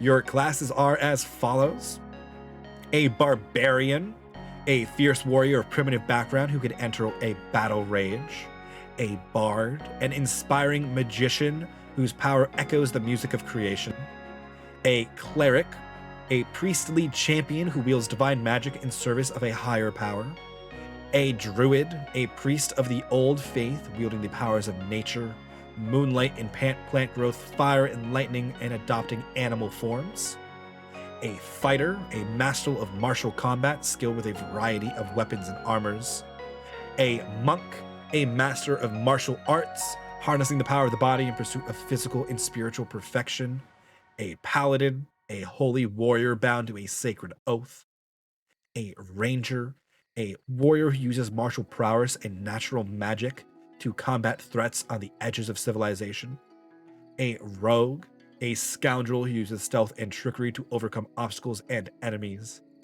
a sorcerer, a spellcaster who draws on inherent magic from a gift or a bloodline, a warlock, a wielder of magic that is derived from a bargain with an extraplanar entity, or a wizard, a scholarly magic user capable of manipulating the structures of reality. The 13th class is an artificer. They are a tinkerer who creates objects, magical items, and small creations using intellectual-based magics. So those are your basic classes. You would pick one of those depending on what you wanted to do. They range from martial things like the fighter and the barbarian with no magic, to your wizard, warlock, sorcerer with all the magics and everything in between. There's a lot of options, and you could end up picking more than one as you grow your character. Your races get a little more complicated. There's a bunch of them. The basic ones, do I even have a sheet up with the basic ones? Not really. Like your normal fantasy races, your dwarves, your elves. Wizard literally dies from a stubbed toe at level 1. At level 20, can rewrite the laws of creation, bipolar much? Yes. Wizards have a very drastic curve. Yes, they do. Your hit points is directly tied to your classes. via things called hit dice. Barbarian has the highest and Wizard has the lowest. Orcish races are best, sexiest, nods. I'm not biased at all. Iagre is incredibly biased. That is an understatement. Yes, yeah, I know. Well, if you play enough D&D, you start to kind of realize, especially in earlier editions, wizards are stupidly powerful at higher levels and very vulnerable at mid to low ones. Hit the button. That's one. I said it. Your martial classes tend to fall off towards the end when, you know, you're fighting dragons and like gods and stuff, because, you know, what are they gonna do? Run up and slap them? Mostly it's because things start flying and magic starts going, and it's hard for your non-magic people to keep up. Hence why a Greybeard Wizard is a big deal. Yes. Yeah. That's my favorite explanation for why every wizard your party meets in a campaign is like some arc wizard, like crazy powerful dude. It's because they're the only ones who made it that far. It's because everybody else died along the way because they have such low hit points. So the only ones who make it the whole way, like to old age and having a gray beard, are the stupid powerful ones. I love that explanation. Sad, but true. But yes, there's a range of things you can play. You can multi-class things. Each class has subclasses you will eventually pick. For a barbarian, it's their paths, what type of barbarian they are. Do they harness the power of the raging storm or the beast within? Fighters pick specific styles of combat, whether they are masters of controlling the battlefield or champions of the people. Warlocks pick their patron that they got their powers from. Wizards, their schools of magic. Bards, their college of performance. Everybody has some. The big differences between the classes come down to whether they're martial or spellcasting. There are very few in the middle, like the ranger and the paladin, and some specific subclasses. There are 2 divine casters, that is your paladin, your cleric, your arcane casters, your wizard, your bard, your sorcerer, and your warlock. Breakdown as follows. A wizard is somebody who studies magic and learns it. Bards are those who channel magic through music and performance. Sorcerers are kind of born with innate magic or gifted with it at some point and may not understand it but are very good at using it. And warlocks borrow somebody else's power. I've heard a great analysis that warlocks are your straight A student who studies all the time. Sorcerers are your straight A student who just, you know, get it, they never study. And warlocks are your straight A student who sleep with their teachers. Don't do this, by the way, kids. Don't do drugs, stay in school, don't fuck pineapples. Did they do away with the sorcerer like cleric? I forget the PRC from Divine Soul Sorcerer? No. I wasn't counting the subclasses as your divine casters because they're slightly different, right? The Divine Soul Sorcerer, I don't think they actually got rid of it. It may still be a UA. Actually, it might be in Xanathar's. I think it's in Xanathar's. I have too many books, guys. Go ahead, hit me. And then the Celestial Warlock is also kind of divine. Yeah, Divine Souls in Xanathar's. But yeah, so there's a lot of subclasses that get you what you want to do. You want to be a samurai? There's a subclass for that. You want to be a ninja? Really, you want to go like Way of the Shadow Monk and then Assassin, but there's subclasses for that. You want to be Sasuke? Yeah, warlocks get cool eye powers and magic weapon attacks. So yeah, there's a subclass for that. You can make whatever character you want as long as everybody at the table's having fun. Okay. There is what am I missing? Go ahead, slap me with that one. That one's bad. That was race and class. There's a ton of races. There's an absolute ton of races. Your obvious fantasy ones exist, of course. Your elves, your dwarves, your gnomes, your hobbit halflings, your humans, totally fine. There are weird ones like your tabaxi, which are basically your Khajiit from Skyrim. They're cat people. Your Aarakocra, they're birds. A bunch of weird elves. Undead things. Warforged, who are basically golems. There's a ton of races. There are half-orcs, there are half-elves. You pick and choose. Cleric and Warlock are 2 sides of the same coin. Change my mind. I don't disagree with you. I don't disagree with you. No, not at all. I have a thing where I can't justify why a celestial warlock would be making a deal with a god and wouldn't just be a cleric or a paladin outside of just flavored like combat mechanics choice. And I guess that's okay. So usually I tie it to more celestial like a solar or a planetar, but I almost ended a night in a fight with that comment one time. No, I actually agree. They are both worshiping a different thing. They're doing it in different ways. One definitely has more connection to the other, right? Warlocks have more direct connection to the patron usually than a cleric does. But again, it varies. You could be a cleric of a minor god and maybe the god can give you more attention. Or you could be the warlock of a great, like, extra planar, like, eldritch horror that, like, you know, just, like, really doesn't care about you. You got options. You got options. Right? But, you know, they are very similar methodologies of getting their powers. Neither of them are channeling their own ability, for the most part. But yes. And then there's a background. Backgrounds are really short blurbs about a character. It is what you were before you became an adventurer. Yes, in D&D, it is assumed that all of your characters are adventurers up to some degree. You could be seeking adventure for the sake of seeking adventure. You could be looking for revenge. You could be just trying to find all the pretty flowers of the world. That's fine. You are an adventurer. Before you were an adventurer, you were something else. You were a folk hero. You were a sailor. You were a noble. You were a thief, a criminal, a street urchin. All options. Each of them comes with some skills you would have picked up in your background. For instance, I believe noble will give you history and persuasion. Because you were trained as a noble. You got used to talking to people. You were just taught. Keep in mind, D&D often takes place in a strange fantasy realm. Usually in the mid-Renaissance, late medieval eras. In usually European style setting. Totally varies up to your DM. Not going to make a ruling on that stuff. But that's your usual era. So not everybody's educated. Most adventurers are assumed to be literate. The only one I think that is usually not assumed to be literate is your barbarian if they have really low intelligence, because that's just funny. But you do you. You can also know languages that you'll get from your backgrounds and your races. For instance, the elves will know Common and Elvish. High elves would know an additional language because they're hoity-toity, well-educated elves whose noses are higher than their ears, but that's not the point. Hit me. I did it. I pinky out. Yes, you're high elf. Also, you're noble. Remember making a 3E Aasimar favorite soul of Ilmater that was a very gentle soul, non-gendered, and had minimum cons, so it was basically tissue paper. Totally. Still an option. Absolutely.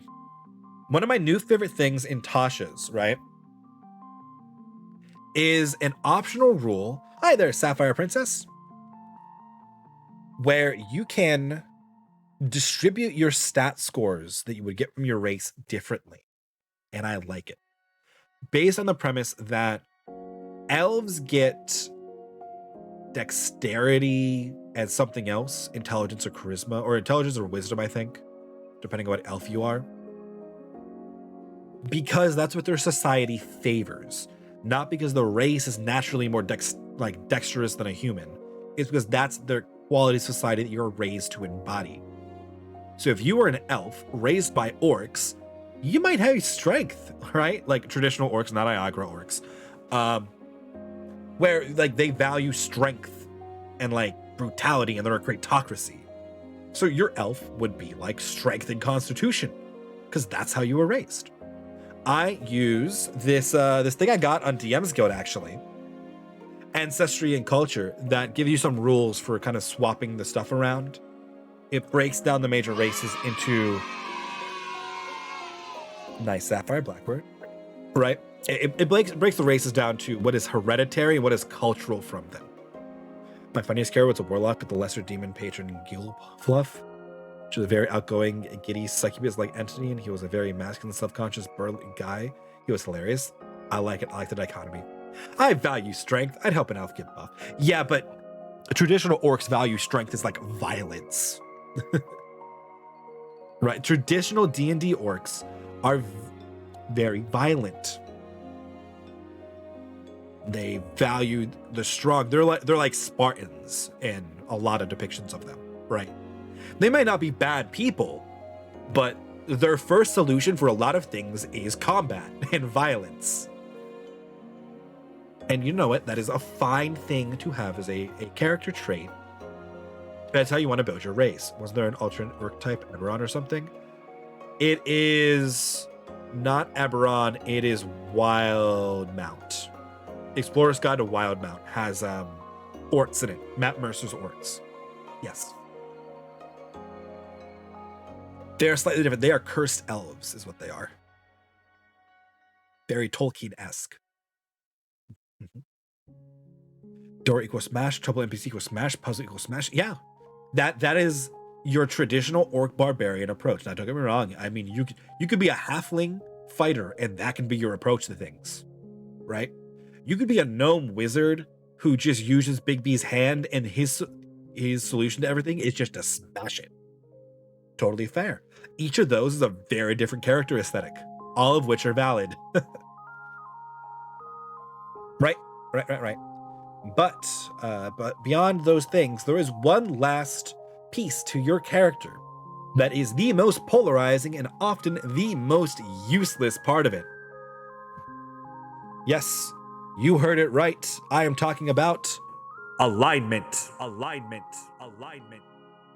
Yeah, nobody can ever agree on alignment. I find there's some simple ways to go about it per se, but a lot of people really struggle with it. Alignment in D&D is a spectrum. Traditionally, it is a spectrum with two dimensions, right? Good to evil and law to chaos. Oh, I did those backwards. They usually go good to evil, law to chaos, but whatever. Right? Good being your contribution to the greater good, your selflessness versus your selfishness. Law to chaos is your duty and social awareness, your order versus your chaos. There are two of these that we will come back to that are special cases that some people pick and play very poorly, in my opinion, and I'm going to explain to you how to avoid that. Can you do exactly what you said, but say fireball? Fireball. Happy? Yeah, I have a little echo button I can hit. I mean, we can get like cathedral echoey, but the normal echo works very well. But yeah, it's like for the D&D arcade game. Yeah, it's literally just a loop. So it's definitely like the old style way you would do that kind of an echo. But yes, yeah. So your alignment. This in older versions of D&D had much more impact. Chaotic, evil, and true neutral is my guess in the poorly played alignments. You go. Oh no, actually no. No. I would actually say chaotic, neutral, and lawful good are the most poorly played alignments. Or the ones that are most poorly played to the most frustrating degrees most often. They are played as lawful stupid and chaotic stupid. And I'll explain the pitfalls of those a little bit longer. I want to get through the basic stuff. But see, I can say that, and Mr. Bile will immediately understand what I mean. Chaotic evil is a bad alignment for a character for multiple reasons. They're not a team player being the first one. True neutral to the same degree. So while I think they may not be the hardest to play at a table, like well, and actually be that alignment, I think they make some of the worst party members. That is like an objective fact I will not disagree with. Most evil players do not make good party members for obvious reasons. Unless you're running an evil campaign, if you're gonna play an evil character, please see rule number 3, communication is key. Right? So, your alignment's going to vary on a 3x3 grid. Where you're gonna go from good to evil, and good to evil and lawful to chaos. I'm gonna keep doing it backwards, it's fine. What if they're so evil they're good to further their evil goals? You can probably work with that, right? But you gotta be careful, because that's probably just neutral. That's probably just like some weird version of lawful neutral. Really lawful evil, or like really evil is really evil, right? With a lot of deception checks. I mean, that too. It's just at that point you're being antagonistic with your party, which does not always play out well, right? I just play neutral or chaotic neutral. Chaotic neutral is usually chaotic stupid. You have to be very careful with it, right?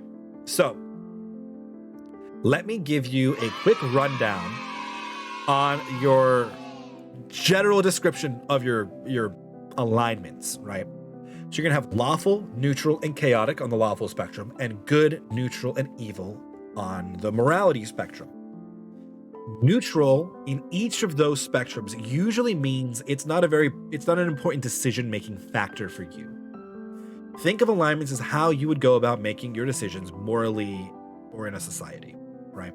So chaotic neutral, just a druid that ain't stuffed up. Sure. Chaotic neutral is usually whimsy. That's usually how it's described, but I can see that working. That could be fair. Chaotic neutral could be a laid-back druid. But I would usually argue it's probably around actual neutral. I thought alignments were kind of like political parties. They can be. Although if you're doing that, one party is evil. You're a little too political for my stream. So I think of alignments more as a spectrum, right? Where you can be different degrees of good, right? Like you have your, I will throw myself in front of a bullet good, and I would get the cat out of a tree good, right? Those are two very different degrees. So lawful good, being our first kind of alignment, is a character that acts as a good person is expected or required to.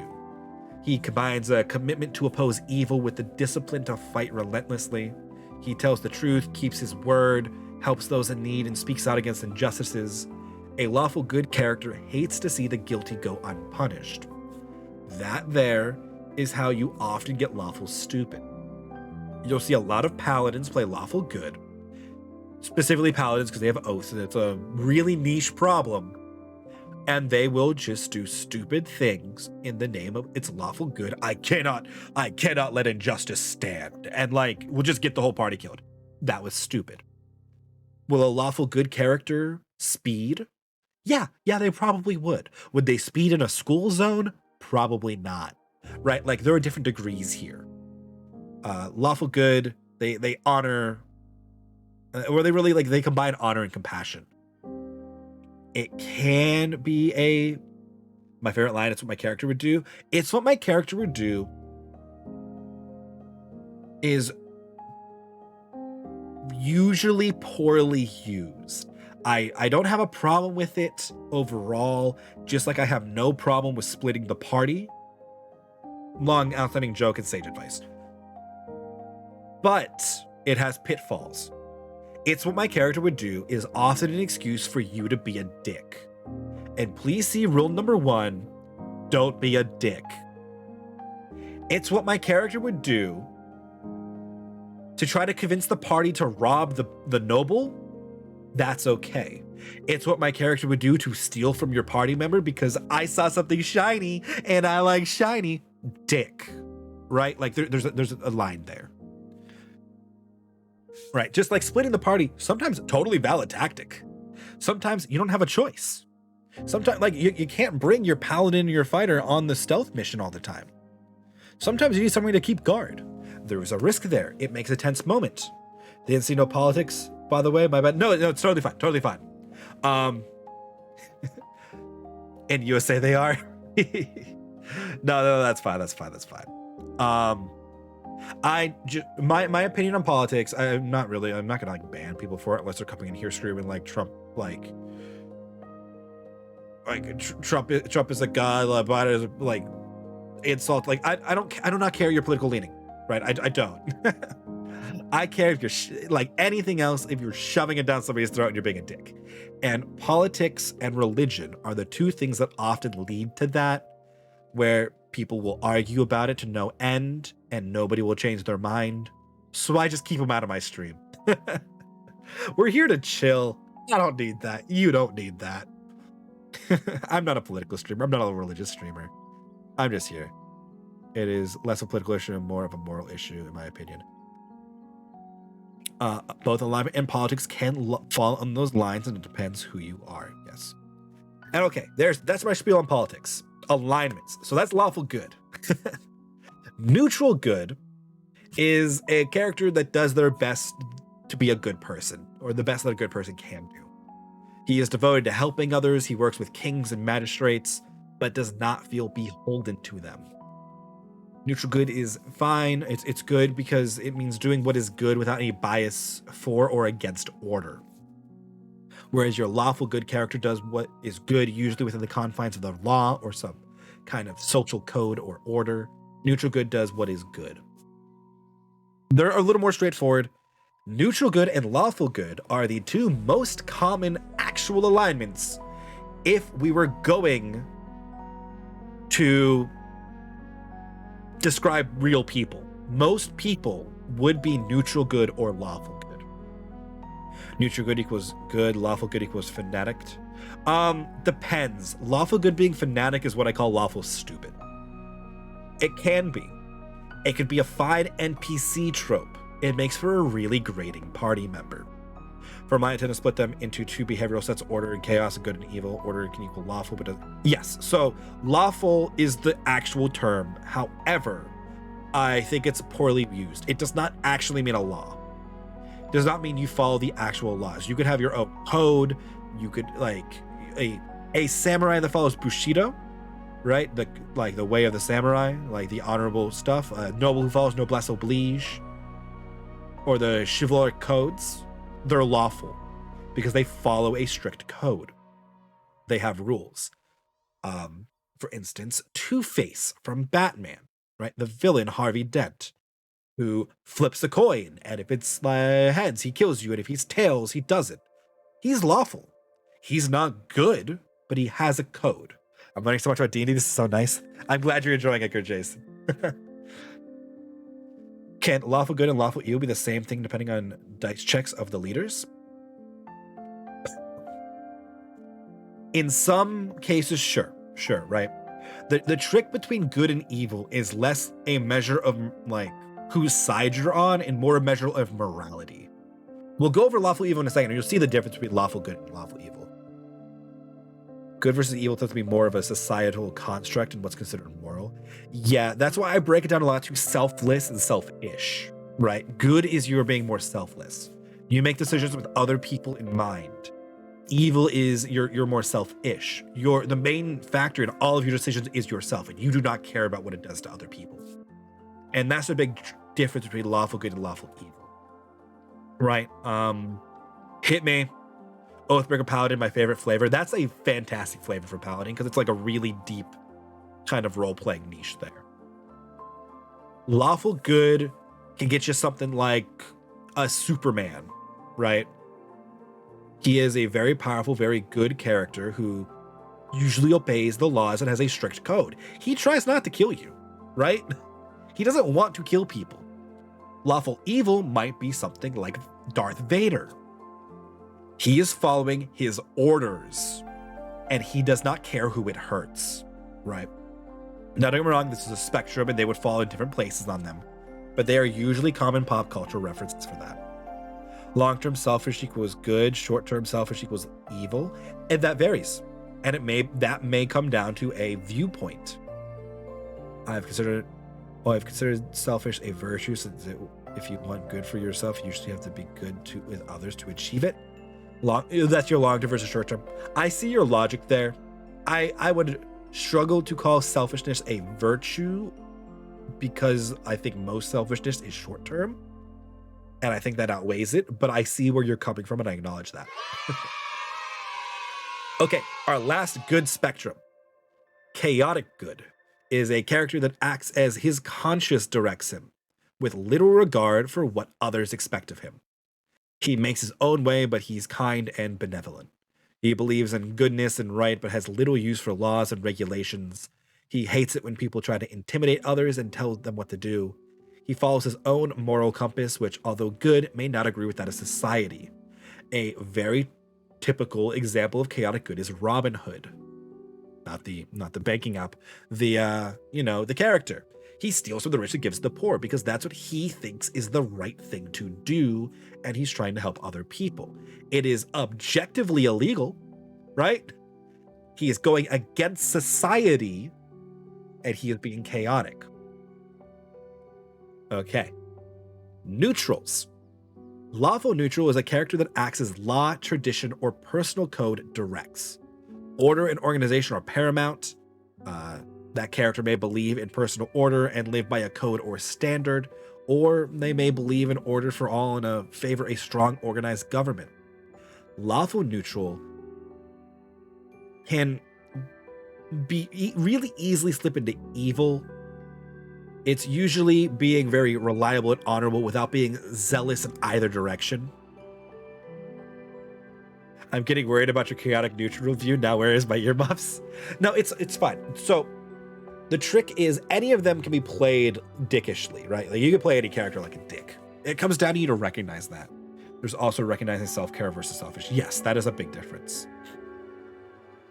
Whereas like lawful neutral could be a mercenary, right? Where they just do what the job says, but they won't kill kids, right? Like that could be lawful neutral. Whereas like do what the contract says and kill kids might be lawful evil. You're walking a fine line on that one. But really, lawful neutral is you're putting your law, your tradition, your personal code above most things. Ichigo equals lawful neutral. Ichigo is probably actually neutral good. Ichigo does what is good above everything else usually. He would probably be neutral good on the lower end of good. Right? Like he's not going to beat somebody up for no reason. And he's not holding any kind of societal code, nor is he actively trying to tear down Soul Society. Lawful neutral might understand why a hungry person stole the loaf of bread, but it's still stealing. There are programs to help the hungry. Thus, the punishment is valid, and later make sure they apply for those programs as part of the punishment. That's probably actually lawful good. Lawful neutral is probably they stole. They deserve their punishment. They have lawful neutral has no care whether something is good or evil, right? And that's why it's really easy to slip into lawful evil, because you start becoming so indifferent. You only care about yourself. Like when you start to eliminate freedom, choice, and diversity in society is when you start slipping into like lawful evil. But don't worry, I got an example for all of these later. Don't worry. True neutral, or TN, or neutral, right, is a character that does what it thinks is a good idea. They don't care strongly either way for good or evil, law or chaos, society or disorder. Most neutral characters exhibit a lack of conviction or bias rather than a commitment to neutrality, unless you're an OG druid, and then it's like all things must be balanced. My god, in our homebrew world, Nyatul is like that. He is a balancer of scales. He is true neutral in that sense. Although most characters think of good as better than evil. After all, they would rather have good neighbors than evil ones. But they're not personally committed to upholding any kind of virtue either way. Some true neutral characters devote themselves to like philosophical neutrality. They see good, evil, law, and chaos as prejudices and dangerous extremes, and they advocate for the middle, or the neutral way to do most of that. I'm not sure if there are great examples of true neutral, like unless we're getting to the indifferent ones, right? The Oracle in the Matrix, right? If you've seen the movies, the character that kind of like understands how everything works, knows there's a problem and does nothing about it. That's a true neutral sometimes. It's a hard example to get to, because it's very rare that you actually are true neutral. Chaotic neutral, Blackbird, earmuffs on. A chaotic neutral character follows his whims. He is an individual first and last. He values his own liberty but doesn't strive to protect anybody else's freedom. He avoids authority, resents restrictions, and challenges traditions. A chaotic neutral character does not intentionally disrupt organizations as part of a campaign of anarchy. To do so, he would have to be motivated by either good, a desire to liberate others, or evil, a desire to make those different from himself suffer. A chaotic neutral character may be unpredictable, but his behavior is not totally random. He is not as likely to jump off a bridge as he is to just cross it. Chaotic neutral is one of the usually problematic character archetypes because a lot of people fall into it as a default. I don't want to care about good or evil. Yes, the Ents in the Lord of the Rings is probably a good true neutral as well. They weren't going to interfere in the conflict until it started to be a problem for them, and they would rather good eke out in the end than evil because good doesn't burn down their forests, but ultimately they don't really care. Yes, no, Ents is a good example. I'm just going to think of it. Thank you, Mr. Bio. Also, thank you for the follow. I see that. I didn't see it pop up here yet, but it should shortly.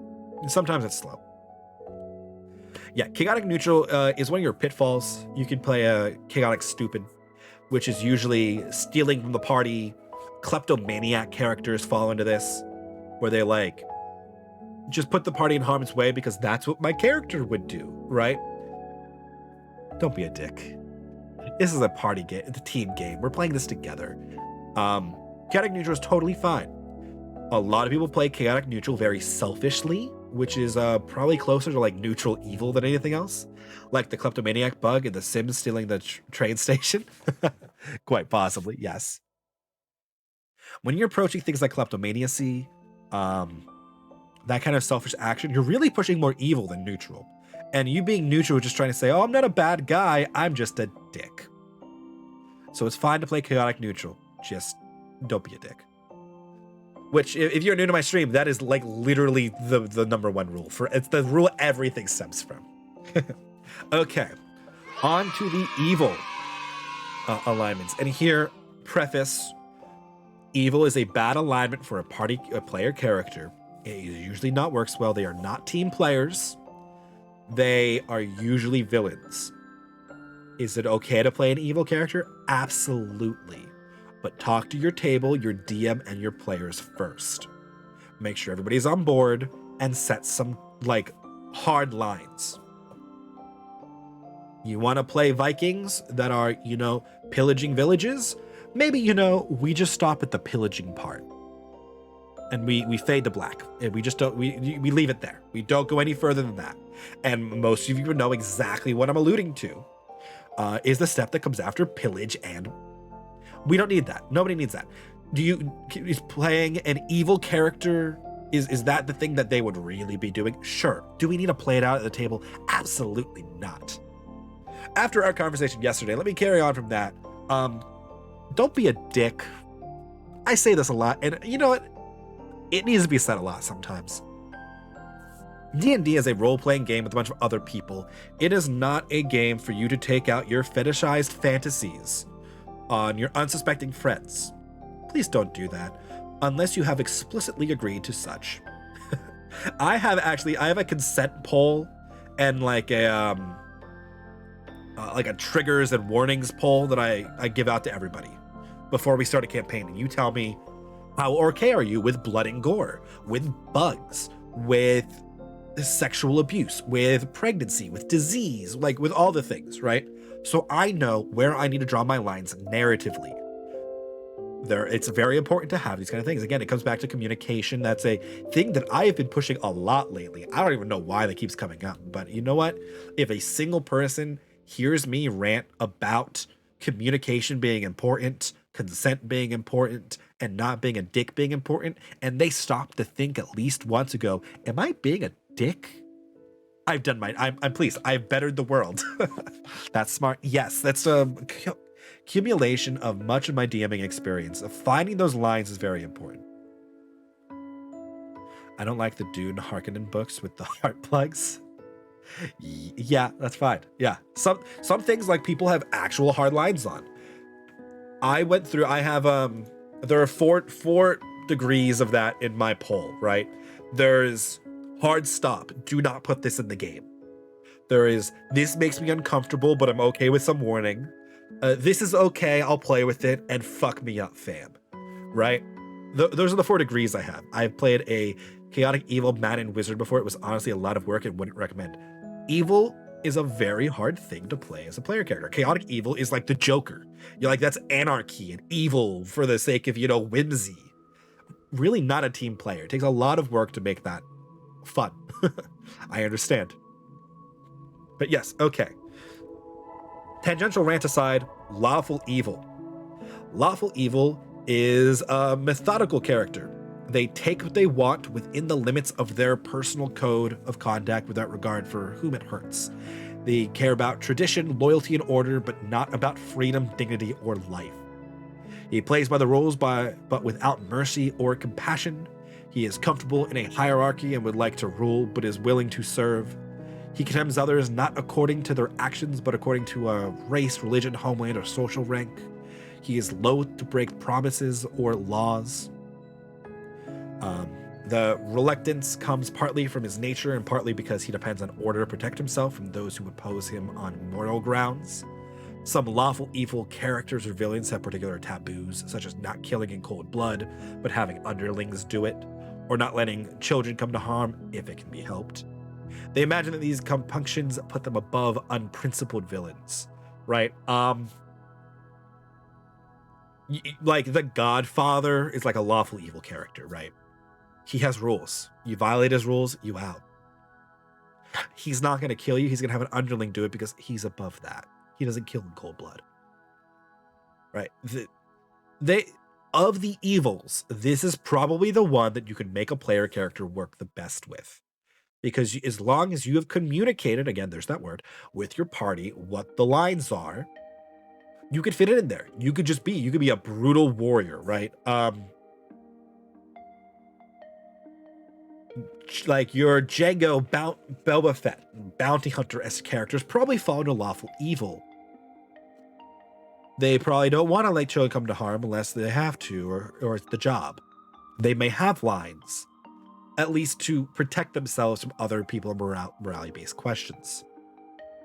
Neutral evil, on the other hand, is an evil villain that does whatever they can do to get away with. They're out for themselves, pure and simple. They shed no tears for those they kill, whether for profit, sport, or convenience. They have no love of order and holds no illusion that following laws, tradition, or codes would make them any better or more noble. On the other hand, they don't have the restless nature or love of conflict that a chaotic evil villain might. Some neutral evil villains hold up evil as an ideal, committing evil for its own sake. Most often, such villains are devoted to evil deities or secret societies. These are like if Vader is lawful evil, right? The Emperor might be neutral evil. They do whatever they can do for themselves that they can get away with. That's it. They are literally all about themselves. They care not for anybody else or anything else, only about themselves. Right. Whereas, where would you place someone testing diseases on populations to develop curses?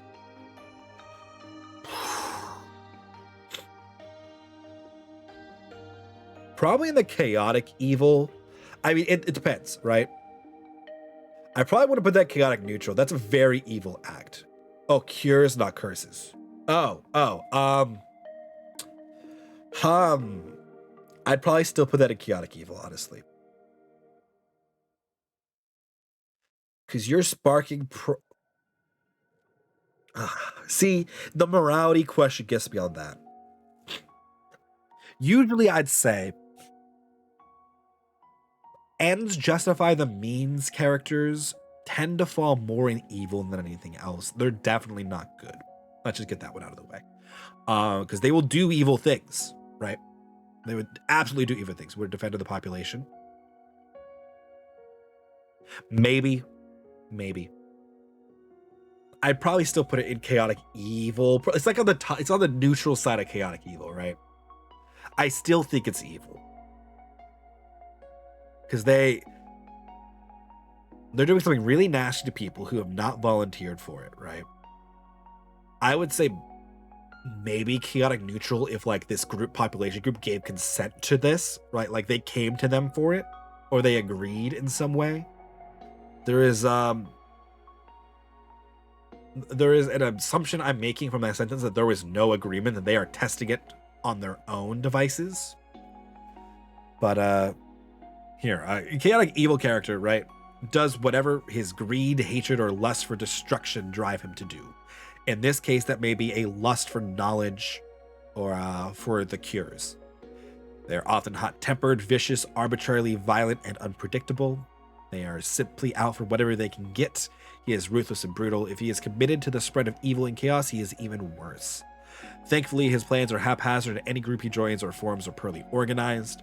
Typically, chaotic evil people can be made to work together only by force, and their leader lasts only as long as he can thwart attempts to topple or assassinate him. Which is why this is probably the #1 worst player character you could play in a party.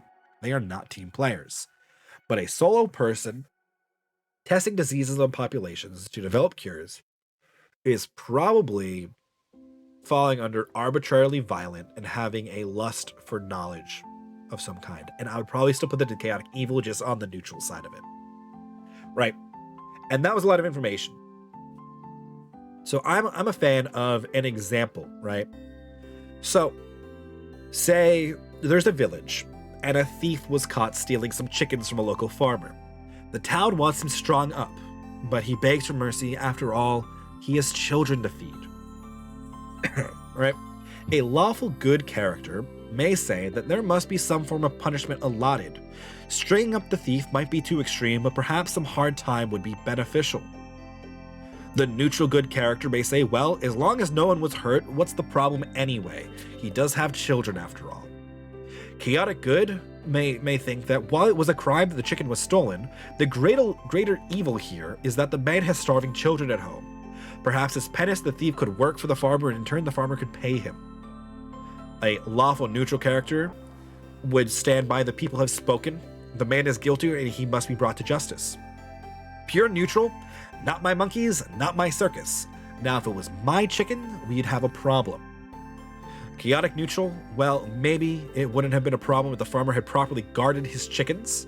Perhaps he should be to blame for making it too easy for the man to steal. Lawful evil would be probably the one who organized the lynching to begin with.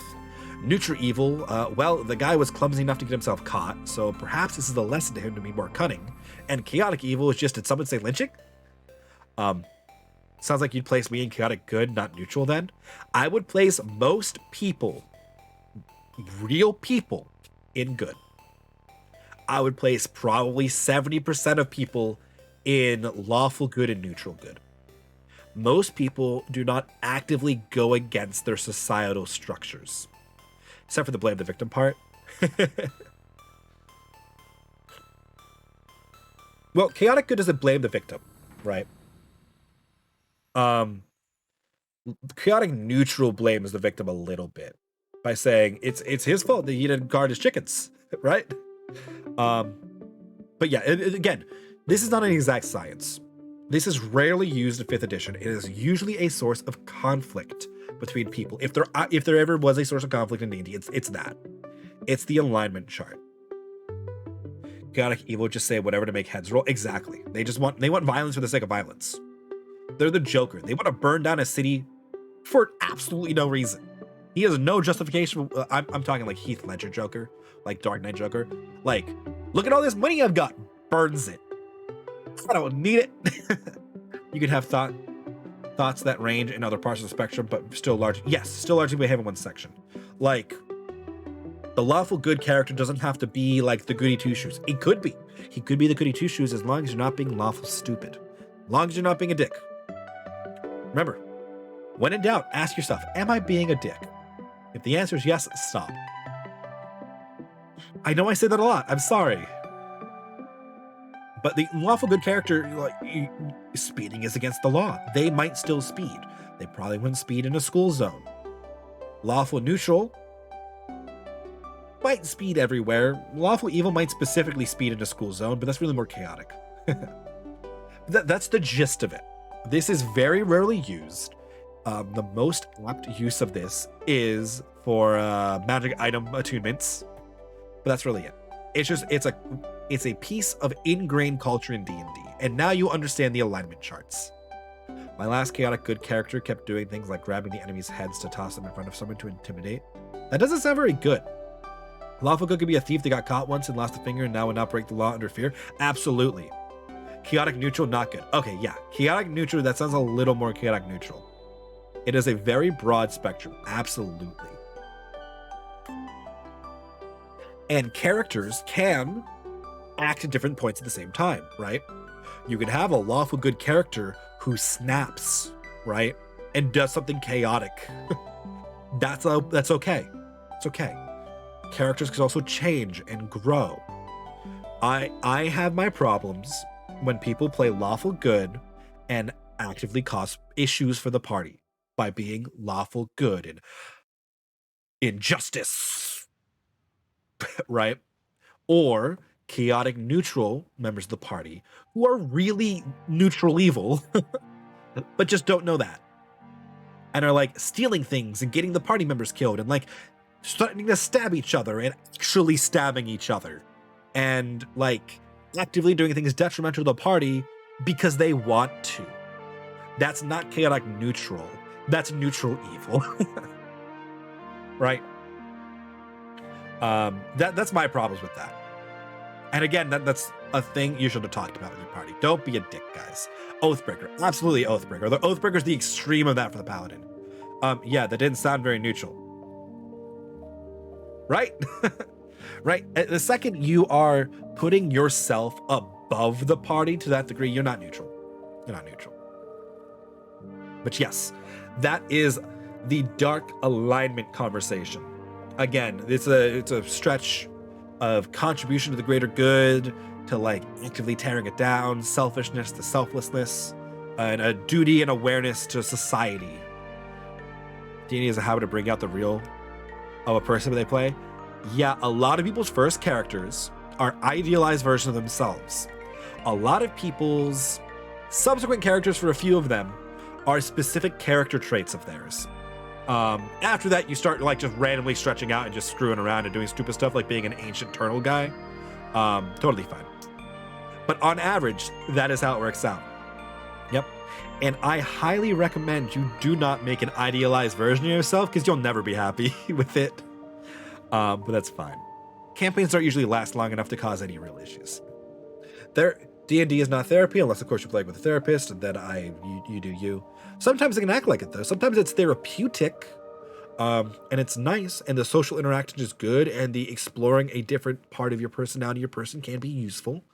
But I would not say it is a substitute for actual therapy. But yeah, I said it. I already hit the button. Okay, next. D&D, I'd alluded to, kind of has three pillars of play. Darth Vader equals lawful evil. I would say that usually, yeah. Yeah. Vader would be my example for lawful evil, because it's really easy to understand and most people know who he is. Checks on the player that just burned the orphanage in game, they may need to talk to someone. Yeah, and they should change their alignment from chaotic neutral. Burning an orphanage, not chaotic neutral, no matter how whimsical you are doing it. Yep. So, pillars of gameplay. We talked about this before. There are three.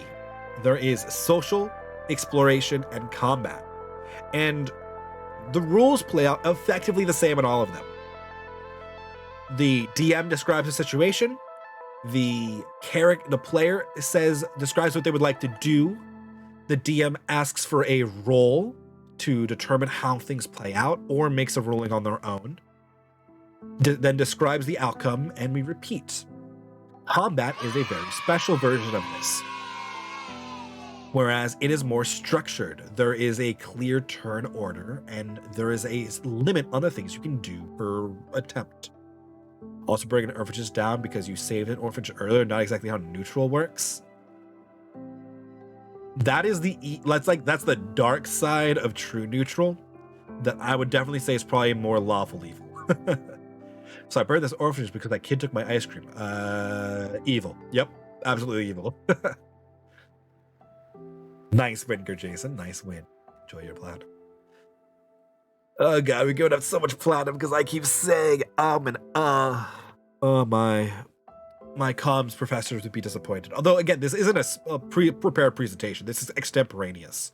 I have a couple things that I'm reading from because I keep them around, like my examples in the tomatoes, but yeah. I burned down the orphanage to save the children. Now, if you actually save the children, right?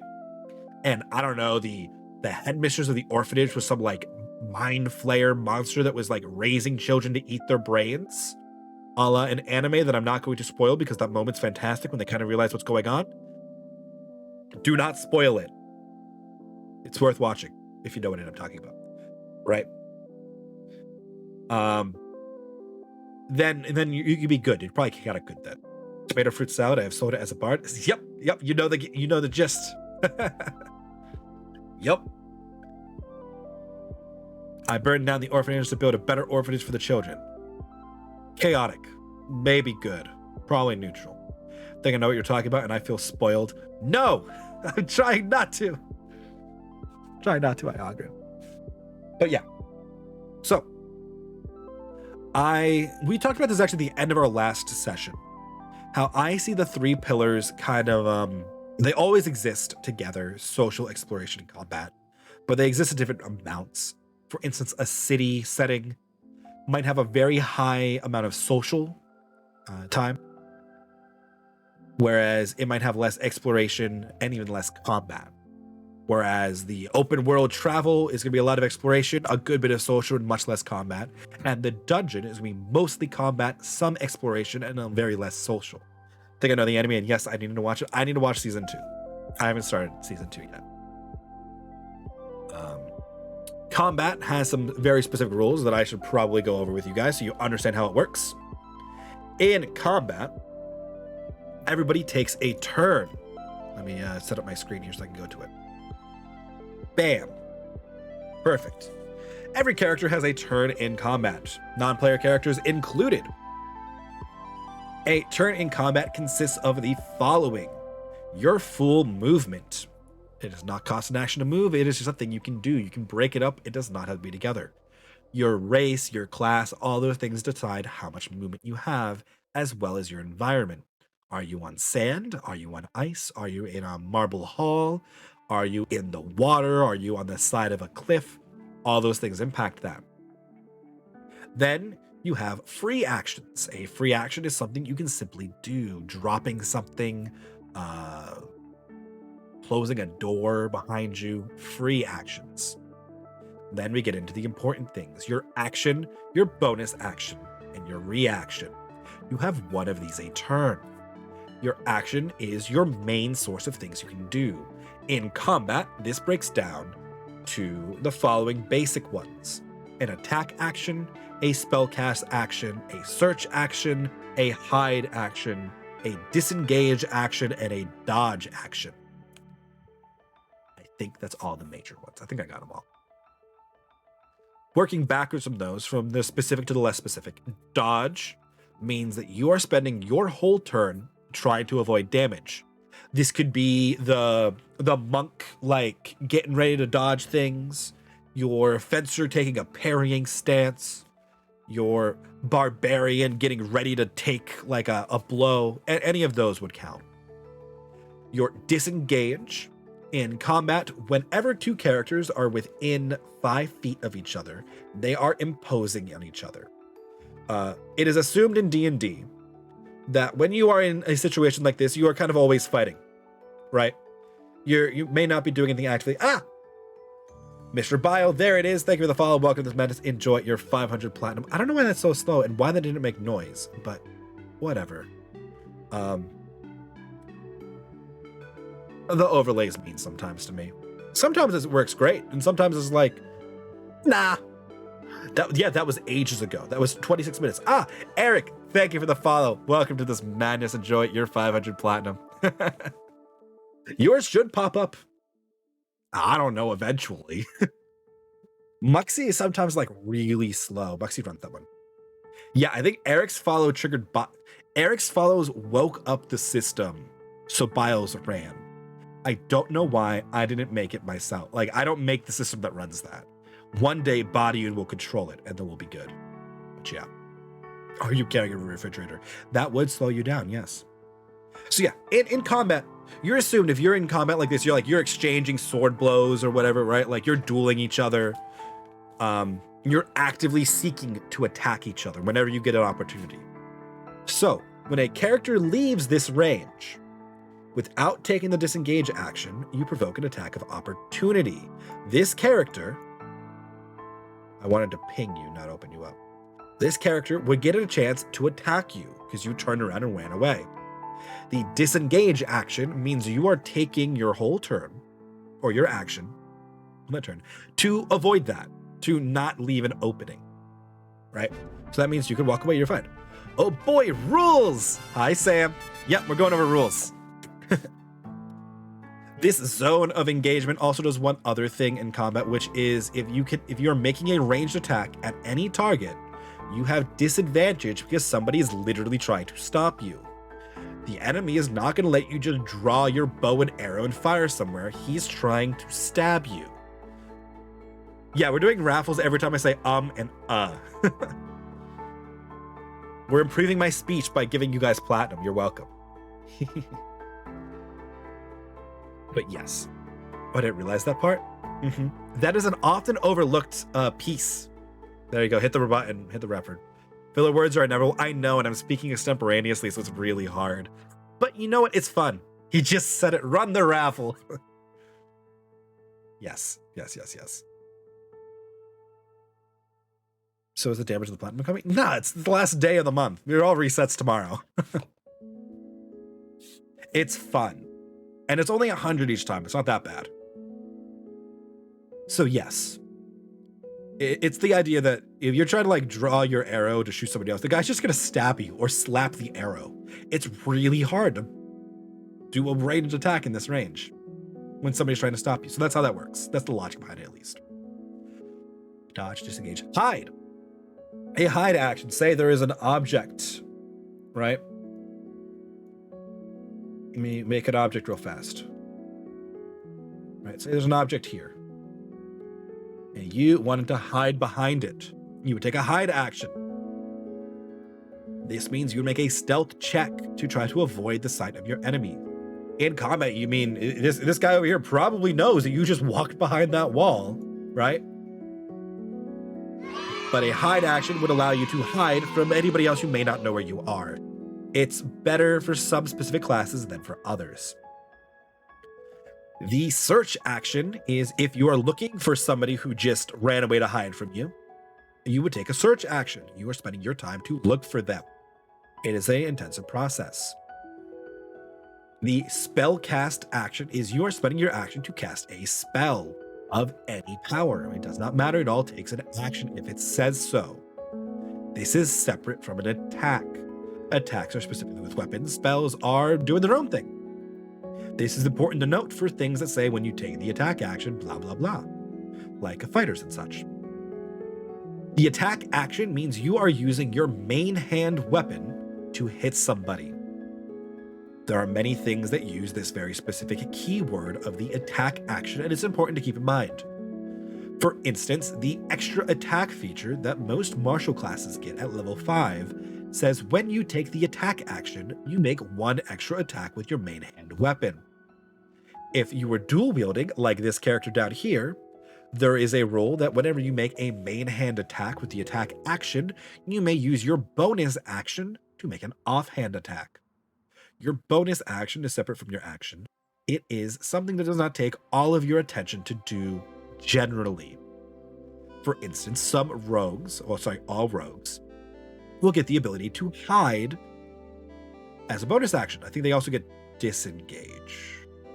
I'd have to check. They really only use hide. Most people, I think, they get dash. Dash is the other action. Aha!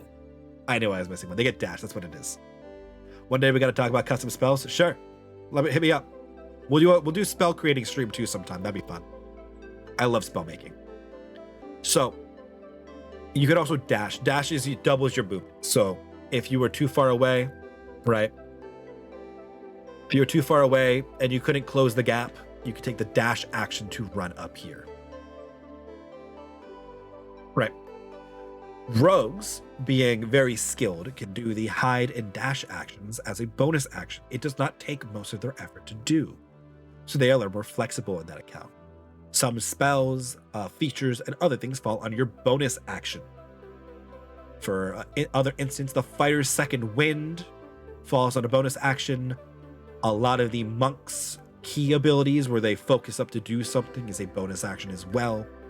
Occasionally, there are spells that are bonus actions, like Misty Step, where you teleport 30 feet by turning into mist, is a bonus. It is important to note you cannot cast 2 spells in the same turn because it takes a lot of effort to do so, unless one of them is considered a cantrip. We haven't gotten to spells yet. I'll explain that then. Thank you, Sam. I do need a drink. I've been speaking like non-stop. All right, I had to get to bed. Don't forget the DM has the last thing in everything rule. Yep, that was rule number 4.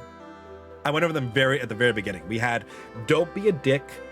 Nobody's fun is wrong unless they violate rule number 1.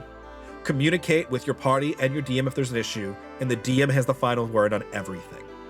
Those are the 4 rules you need to keep in mind if you want to even think about playing D&D. But thank you, Mr. Bile. I'm glad you swung by. Your chat was enjoyable. Thank you for the follow as well. We do some more D&D stuff on this stream. Our game is on Wednesday if you're interested to swing by. But have fun. Thanks, Shinotama, for sending you guys over for me next time you swing by. I have to swing by his stream. I gotta go check out his map making session. But yes. You went hydrate again. Thank you. Okay. The final thing on your turn in combat is a reaction.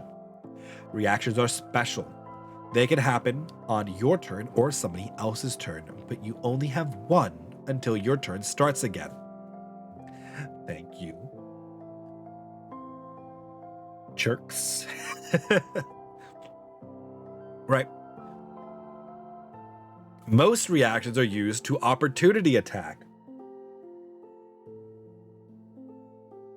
So when you step on a range of your opponent, they get to use their reaction to make an opportunity attack. Yes, that means they can only do it once per round. If there were 3 enemies, they can only choose to attack one of them unless they have a feat that said otherwise. See you, Mr. Bio. Have a good night. Thank you, Jason. You're all jerks. Although, thank you for making me drink water. I do need to drink more water. There are a few things that take reactions that are special. For instance, a duelist can enter a dueling stance with a reaction. A spellcaster may be able to cast a spell as one. Some people have very specific ones. Good thing it's water and not something else. We'd have a lot more uhs and ums. Yeah, I won't do that.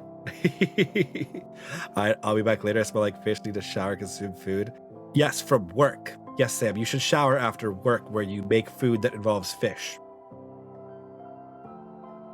And explain that a lot more than just dropping that sentence on the internet with no context for a bunch of other strangers.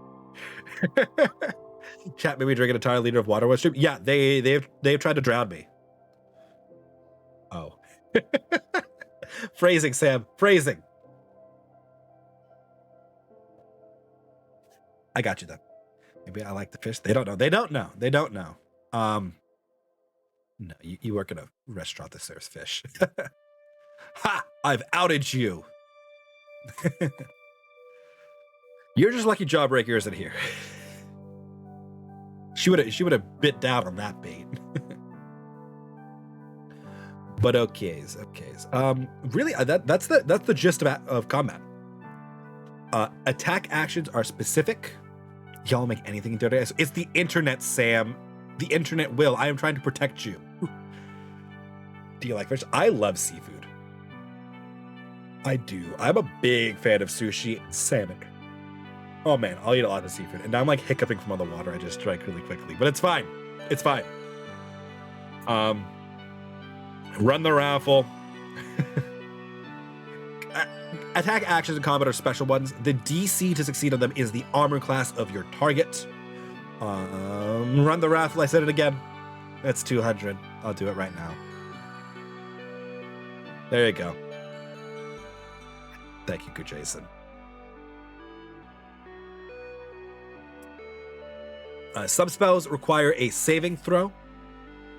That would be like a targeted spell, like a fireball may target an area, or a sacred flame may target an area, and your opponent would have to dodge out of the way instead of you trying to hit them. That is when you would impose a saving throw against a target. Sometimes they're useful to use in different orders. Sometimes a target has a large AC, as in they are a big armored knight, and it's really hard to hit them with your sword. But they have a really hard time dodging your fireball. So you should pick and choose what you want to do. Combat plays out as a sequence of rounds. Each round consists of everybody's turn. The order of a round is dictated by the initiative that is rolled at the beginning of combat. Initiative is oftentimes a field on your character sheet, but not always. And it is almost always just your dexterity modifier, how quick you are to react. You roll a d20, you add your score when your DM says everybody roll initiative. Then it will go on a turn tracker, like this guy here. So if I go to this character, that won't really work. Oh, I can do this. Add it to the turn tracker. I can add this one to the turn tracker, right? We could roll d20s for them. So we got a 6 and a 6. Let's say the other guy's faster, so he gets a 9, right? And ta-da! We have our turn order. Roll20 is nice. It highlights who you're looking for, and you can kind of flip through it. And it's useful. Is there anything that shift initiative during combat? Not really. Gotta head out soon. See you guys next time. Goodbye, Jason. Thank you for hanging out, and thank you again for the raid and all of the water. That Pikachu was beautiful. We'll wrap up soon. I'm almost through all of my basic things. Everything else gets more nitty-gritty and specific. I just wanted to make sure the party could at least, or the chat could at least understand what's going on in D&D, the rules-wise. Anything can shift initiative during combat? Not really. I have played with the idea of round-based initiative, so every round you would re-roll for how you're doing, as well as a Vancian or Merrill's initiative style, where depending on the action you're going to take on your turn, you have a different you adjust your initiative, right? So stabbing with your dagger is faster to do than shooting your bow, which is faster to do than casting a spell, which is faster to do than moving and slashing with your sword and stuff like that. So that adjusts your initiative up and down. Hydrate, enjoy the rest of it. Thank you, good Jason. I'm now out of water. What have you guys done? But yeah. Otherwise, there's not really a way to adjust initiative once you're in combat. What am I missing on my list? We're getting to the end of my list of things to really talk about. Oh, hey, character death. Yeah, that's a thing. In D&D, games could last anywhere from a couple hours to like 8 hours. And usually each game or each session is merely a piece of a campaign. For instance, we're on session 13 on Wednesday of our single campaign. Each of these games is using the same character, and they grow and they gain items and experience every time. Sometimes these characters can die. When their HP reaches 0, they fall unconscious. While unconscious, a character is making death saving throws. You can find them here on the Roll20 sheet. You'll see there are 3 bubbles each. A death save is the entire action a character will take on their turn. If you are unconscious for some reason, on your turn you would make a death save. A death save is a straight D20 roll unless a feature or feat says otherwise. Again, the specific rules always trump the general ones. On a 10 or higher, you have succeeded your death saving throw and you mark 1 success. On a 9 or lower, you have failed and you mark 1 failure. On a 20, you get up at 1 HP. You are conscious on the ground, but only 1 hit point. On a natural 1, you take 2 failures. If you reach 3 successes, you are stable. You are not conscious. You will wake up in 1d4 hours. 1d4 being, of course, the d4 die. You would roll that and determine how many hours later you would wake up. If you fail 3 saving throws, you are dead. Your character has died. It can be revived via spell. There are a few of them, or some other magical means depending on your setting. that can revive a character depending on the circumstances. If your character is not revived for whatever reason, chose not to, you didn't have the ability and died outright, you're not done. You don't have to quit the table in the game. You can just make a new character. And that is almost always perfectly fine. Unless you're playing some super weird survival-esque hardcore, like whoever's last on the island style D&D game, which seems kind of vicious to me. But you know what? Hey, you do you, as long as everybody's having fun. Right? You will just be able to roll up a new character. You work with your DM, get it put into the story, make it appear, I don't know, the next session. That's an option. Making a character, we kind of went over a lot of it. I personally start with like an idea that I want to hit, or a aesthetic or a motif. But I've played a lot of basic characters. So that's just how I land on that nowadays. Picking your race, your class, and your background is really the core of that, and then working it out. I like talking to my party members to try to figure out how we want our team to work, because it can be a little clunky depending on your DM and your GM. But I think that's most of D&D. I'm looking at my list. I covered everything I wanted to talk about. Oh, I guess as an aside to rules, like we talked about before, the only thing you really need to play D&D is the SRD, and some people to play the game with. And that contains all the basic rules for the game. It's easily Googleable. Just type in D&D SRD. You'll find it. It'll cover everything. Or at least all the basic stuff. The nitty-gritty things fall into the Player's Handbook and the Dungeon Master's Guide, also known as the PHB and the DMG, respectively. How does Warforged handle death? The same way anything else does. Their vessel for their soul is damaged enough that it can no longer sustain it and needs to be repaired, and their soul needs to be reinserted. And that is a very objective way to handle that because it covers Warforged people. But it's the same idea. In D&D, there is a hard concept of the soul. Most revival spells say if a soul is unwilling or incapable of returning to the body, they cannot be revived. There are a few spells that can trap souls, a few objects that can do it, and a few ways to destroy them. But it's really tricky. How do people handle noobs? Are they rude, or will they they will kind of help out and explain things? Just like any hobby, Sapphire, you're gonna find the breadth of people there. Most people are pretty good about it. However, we're talking hard nerd culture on the internet. Some people violate rule number 1, and they are dicks. We don't like those people. No D&D is better than bad D&D. That is an important lesson if you're trying to get into it. Roll20 has a surprisingly good way to join groups, and a lot of them will say newbie friendly on them. They have a mark, like a flag they can put on it. So I would look there if you're a new player looking for an online game.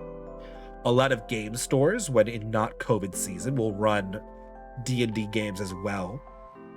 D&D and Wizards of the Coast actually have official pickup D&D games called Adventurers League. There are pre-written campaigns and certified dungeon masters who are set to pick up a random group of people and run a short adventure. They're fun. I've done 2 of them at PAX Unplugged. There was a good time. It was fun. I enjoyed it.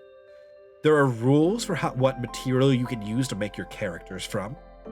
For instance, the SRD does not have everything, but nobody needs all of these books. There's a bunch of add-ons like these books, like Tasha's and other things that I've referenced. And then there's homebrew materials, which is things that people made up. I have a lot of that myself. None of that is allowed in Adventurers Guild. There's a strict list of things that are allowed. And if you follow all of that, you can get a little sheet that your DM will track experience and stuff. And you can make an adventure that moves through their living story. Which I think is super fun and a cool idea. And I wish I did more of it, but honestly, I play enough D&D as it is right now, and it's COVID time. But it's fun. Yep. Lights blinding on the random is actually real. I like that because it smooths out the random. But yeah, I would say by and large, most people are pretty accepting. You're gonna find the extremes, of course, just like any other hobby or any other game online. There are toxic people in the community. However, the community as a whole is pretty great. There are, I mean, of course, there's our game you could watch, but there are tons of great podcasts out there, like the C Team, Critical Role. What is the name of the brothers one? Oh my god, I was just talking about it earlier today and I'm totally blanking. Brain, thank you very much. There are tons of D&D podcasts. Most of them are pretty great. If you want to see the game played, you can check out our YouTubes. I have them up there as a playlist of all of our sessions. They're just VODs from our Twitch streams that I've uploaded. I made my own world, so it's in there as well because I'm extra. And we will be playing on the 3rd on Wednesday at 6 p.m. Eastern, right here. So if you're interested in seeing the game played, you're welcome to come by and hang out. I don't talk to chat as much because I'm DMing and I'm busy and my brain doesn't have enough brain cells to do that. Come on, I can barely not say the word and when I'm thinking about something. I do all the time. But yeah. Oh, spells. We didn't talk about spells. So spell casting is a specific feature that some classes can get. The major spellcasters that we talked about are clerics, bards, wizards, sorcerers, warlocks. There are other spellcasters like the ranger, the paladin. Yeah, and the artificer, I guess, like a half caster. I need to see how it really stacks up on a sheet with the other ones. And then there are even more minor spellcasters like the eldritch knight and the arcane trickster. So they all get spells of some kind. Spells come in 10 different varieties, broken down into 2 major categories: cantrips and leveled spells. Cantrips are special, light versions of spells that can be used at will. They cost very little effort besides the required time to cast. These are as simple as in the Harry Potter movies, stirring the spoon in the coffee without touching it, cleaning plates by waving your hand over it, that kind of stuff. That is prestidigitation.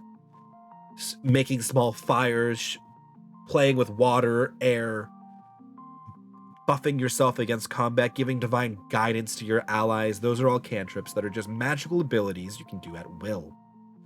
Leveled spells come from levels 1 to 9. Each level consumes a spell slot of an equal or greater value. There we go. To cast. Some spells have bonus effects when cast at higher spell levels. You can think of this as parts of a mana pool or effort that it takes you on daily to cast your spells. Each class gets their spell slots back in different ways. Most people get all of them back in a long rest. Actually, I think everybody does at the very least. So it is a measure of how much magical energy you can harness over the course of an adventuring day. Reminds me of one concept my friend and I came up with. A half-elf, half-orc, brother-sister duo, elf-father, human mother, unfortunate encounter with an orc, family drama. Ooh, spicy.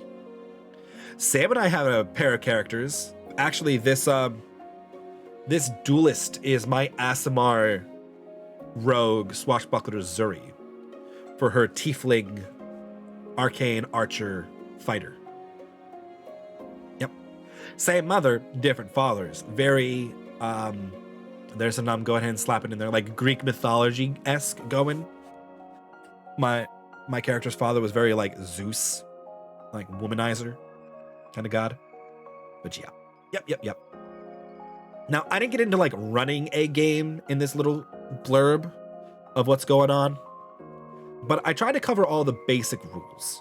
There's a lot of nitty-gritty things like equipment, carrying capacities, which most people don't even bother with, but that's a thing. Mount and vehicle rules, like you could get a horse, you could ride a horse. Think of D&D as Skyrim, but you can climb every mountain and do most things. The DM has the final say on everything and gets to rule whether the thing that you would like to do is possible or if you need to attempt to do it with a check. That's what you'll, for instance, our first session, I did not expect my team to think, yes, let's cut down a tree and smoke out the goblins. Didn't cross my mind. Totally a valid approach. I'm down. They subverted my common encounter and massacred my poor goblin boys. That was supposed to be a very hard, dramatic encounter that was going to set them on a whole different path. But you know what? It's fine. I'm not mad. But yeah. The beauty of D&D is when you start to realize your options are limitless. You are bound by your creativity and the luck of your dice. And the benevolence of your DM in many cases. You want to walk across lava? There's a spell for that. You want to channel lava to attack your opponents? There's probably a spell for that. Also didn't expect the cast Identify the Warforged. I did not. Nope. Nobody expected to do that. Not even the player expected to do that until that exact moment. And then he didn't even think it was going to work. He didn't even think he didn't think he could cast it on a person. He thought he was treating him as an object. But yep. Important lessons for fledgling DMs. No plan ever survives contact with the players. Be prepared to think on your feet. Don't confine them. Leading them along is fine. Pushing them down the path is fine. Players do not like their agency taken away from them. That is a dangerous road to tread. But you know what? As long as everybody's having fun, that is good. That's the main thing. That's the takeaway. It's a game. Have fun. Nobody's fun is wrong unless they're violating rule number 1 and being a dick. Go ahead and slap me with that thing. I'm trying to think about it. D&G lets you do some other weird things too, like downtime activities. You can buy and sell goods. You can become a merchant if you really wanted to. It's not as exciting, but you could do it. For instance, our party has an inkling towards alchemical craftsmanship. We have one character who is very interested in gathering valuable herbs and plants and cultivating them, and one who is interested in creating those goods. They may start delving into mercantilism and creating and selling their own potions. And that can be a major driving point for the story, and I think that'd be a lot of fun. That's an option. They can do it. I'm not going to stop them. You can craft things. There are some rules for that. Some of them are better than others. You can go underwater. There's underwater combat rules. They're trickier. I'm not going to go over to literally every rule because we'll be here forever if I did, though. And maybe I'll do one about DMing at a later time. DMing is a different beast in general. But there are some great pre-made modules. If you are looking to run your own game or get into it, I highly recommend the starter set. It'll get you, I believe it has one of the books. Like, I think it might have the PHB in it. And then it has Lost Mines of Phandalin, which is a fantastic starting adventure campaign that will take you through levels like 1 to 5. And then it has hooks for some of the other ones. It also comes with a lot of materials needed to run the game, dice, and a DM screen. A DM screen, for those of you who don't know, I don't have one with me right now, is a screen we'll put up literally on the table. That it's kind of like this, right? That you would sit behind. It hides all your notes and your dice rolls, so your party can't see them. It also makes you feel very important. I do most of that digitally, so I don't have that problem. But yeah. No, that's D&D. Pen, paper, dice, friends. You're good to go. And honestly, they don't have to start out friends. You can pick a random group of people on the internet from Roll20, and then you make them your friends. And then they're stuck playing with you for years, and then you convince them to play in a game on your stream. And then you're good. I have no experience in that. Not at all. I lucked out. I've heard horror stories on Roll20, especially for women.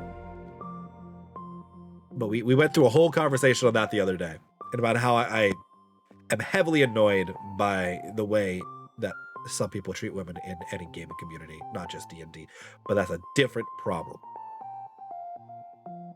But yeah, that's D&D. Questions, comments, concerns, stuff I missed. I didn't really go through the full character. I went through a lot of the character sheet. Ooh, nice win, Sapphire. Nice win. But yeah, that's D&D. This will be a VOD that will exist on my stream for like 2 weeks. And then I'll put up on Twitch on Wednesday before I stream. Oh, I'm not on Twitch, on YouTube. Our next stream will be Wednesday. It'll be our D&D game at 6 p.m. Eastern, right here. It'll be Session 13. Again, with the Expert D&D command, you can see the YouTube that has our archive of our VODs and the World Anvil that has a running list of the story events so far. Yeah, that's really it. I didn't really go over calculating damage. There's a couple ways that could change, like resistances and immunities, but it's fine. Oh no, Sapphire! But yeah, no. Thank you for coming to my D&D TED Talk. That is my intro to D&D 101. That was 3 straight hours of me rambling about D&D and getting on tangents with you guys. It's fantastic. Good times, good times. But yeah. Any other D&D questions?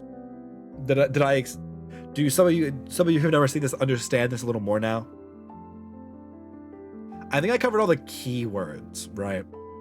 I got the advantage, disadvantage, calling for rolls, initiative, PC, DM, table, the dice. I think that's the gist of it. I had very loose notes for this and did this mostly extemporaneously. Maybe I'll make an actual YouTube video about it. How to create a good D&D name? FantasyNameGenerator.com.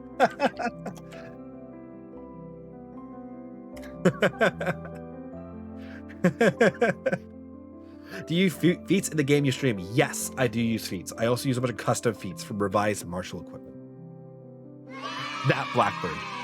Take 3 people, say 1 letter each in turn for the win. That works too. But yeah, feats are optional rules. Every 4 levels for most characters, or for most classes, I should say, you get what's called an ability score increase, an ASI. It lets you put more points into your abilities, just like you do in a lot of like RPG games. If you're playing with feats, you can opt to not take that and pick up a feat, like Shield Master, or Heavy Armor Master, or Gourmand, or Observant, and they give you different abilities. So like Shield Master lets you block like attacks with your shield and shove as a bonus action. Better. Like you can block like Dragon Breath with it, kind of a thing. Observant lets you read lips and gives you a bonus to your passive perception. Gourmand lets you use cooking tools and make small buffs for your party. There's stuff like that. All kinds of fun little things, some more impactful than others. We are playing with a bunch of feats, yes. I am playing with revised martial equipment in my game. It's a homebrew module that redoes all weapons. And it creates a category for them all and a feat for each category. Right now we have Vincent, who is an ambush weapon master feat. So he has bonuses on all of his ambush weapons. His hidden blades, his whip dagger. I think those are all the ambush weapons in unarmed combat, if he so chose to do so. Epsilon. I don't think he has Polearm Master. I know he has Logitech Master. I'd have to check. He might have it. I don't think the others have any feats like that. Oh no, somebody is Lucky, right? No, I don't think they might not have taken Lucky. They might have thought about it. I'll check later. But yeah, that's it. That's the TED Talk. That's your spiel. I need to get more water in a minute, and I'll probably wrap my stream up shortly. That was fun. I enjoy talking D&D. I mean, you guys know I enjoy talking D&D since I do it all the time.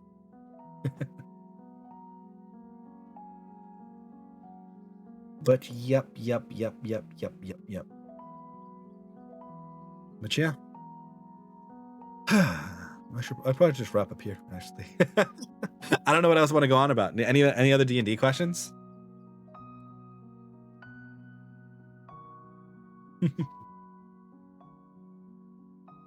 Anything else? Hit me. What you got? I mean, I'll answer them during the streams too. Not on Wednesday, of course, unless I have a chance to chat. Although we'll see. I've got to run a dragon encounter, of course, so they might not have a lot of time for me to do that. But either way, I hope you guys enjoyed this little D&D chats we did. Thank you, Gert, Jason, and Shinotama for the raids and bringing friends. Where would glove, claw, weapon fit in your weapon classification feats? Probably ambush weapons. Probably ambush. Gauntlet is an ambush weapon, so I'd probably put it under there. There's punch dagger as well. Hand axe, that's kind of like claw, would probably fall like in the hand axe style. And there's the baton in there too. So I'd probably put that under the ambush weapons. Yeah. Ambush weapons are the small, usually concealable ones. I could get claw into combat blade, maybe, depending on the size. But what other classification do you use? Let me find revised martial equipment.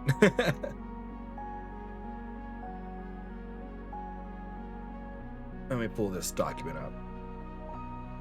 Where'd I put you? Where'd I put you? I know it's in the game. I just didn't want to go and open the game. Oh no, you're under cool rules. DM tools, cool rules. Martial weapons revised. Yep, the revised martial equipments. Okay. The categories of weapons are ambush weapons, axes, bludgeons, bows and slings, combat blades, crossbows, dueling blades, firearms, flails and whips, hammers and pikes, pole arms, spears, and throwing weapons.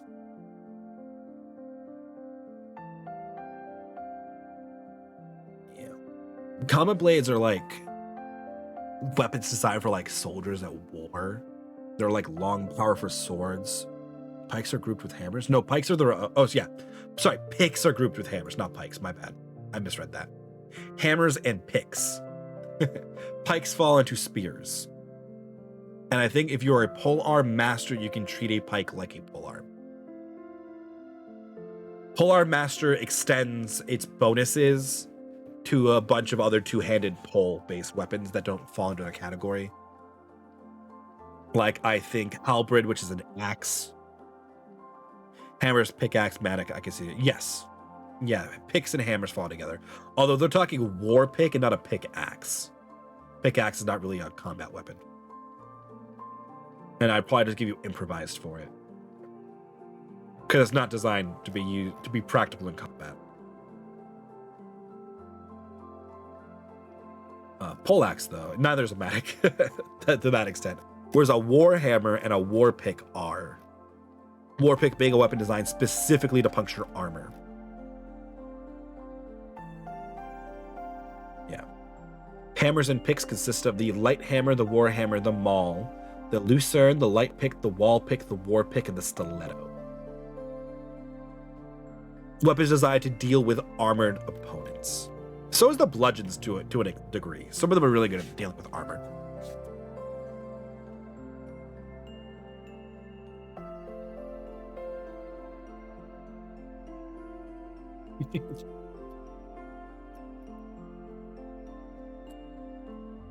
But yeah. And again, that's a homebrew set that we use. Because I think that D&D weapons are fine. They're abstracted to be very simple. And there are clear min-max best things you can do to do damage, right? Which I just don't think is flavorful. Specifically, I feel like I need to buy the book to see what the feats are. The website isn't giving details.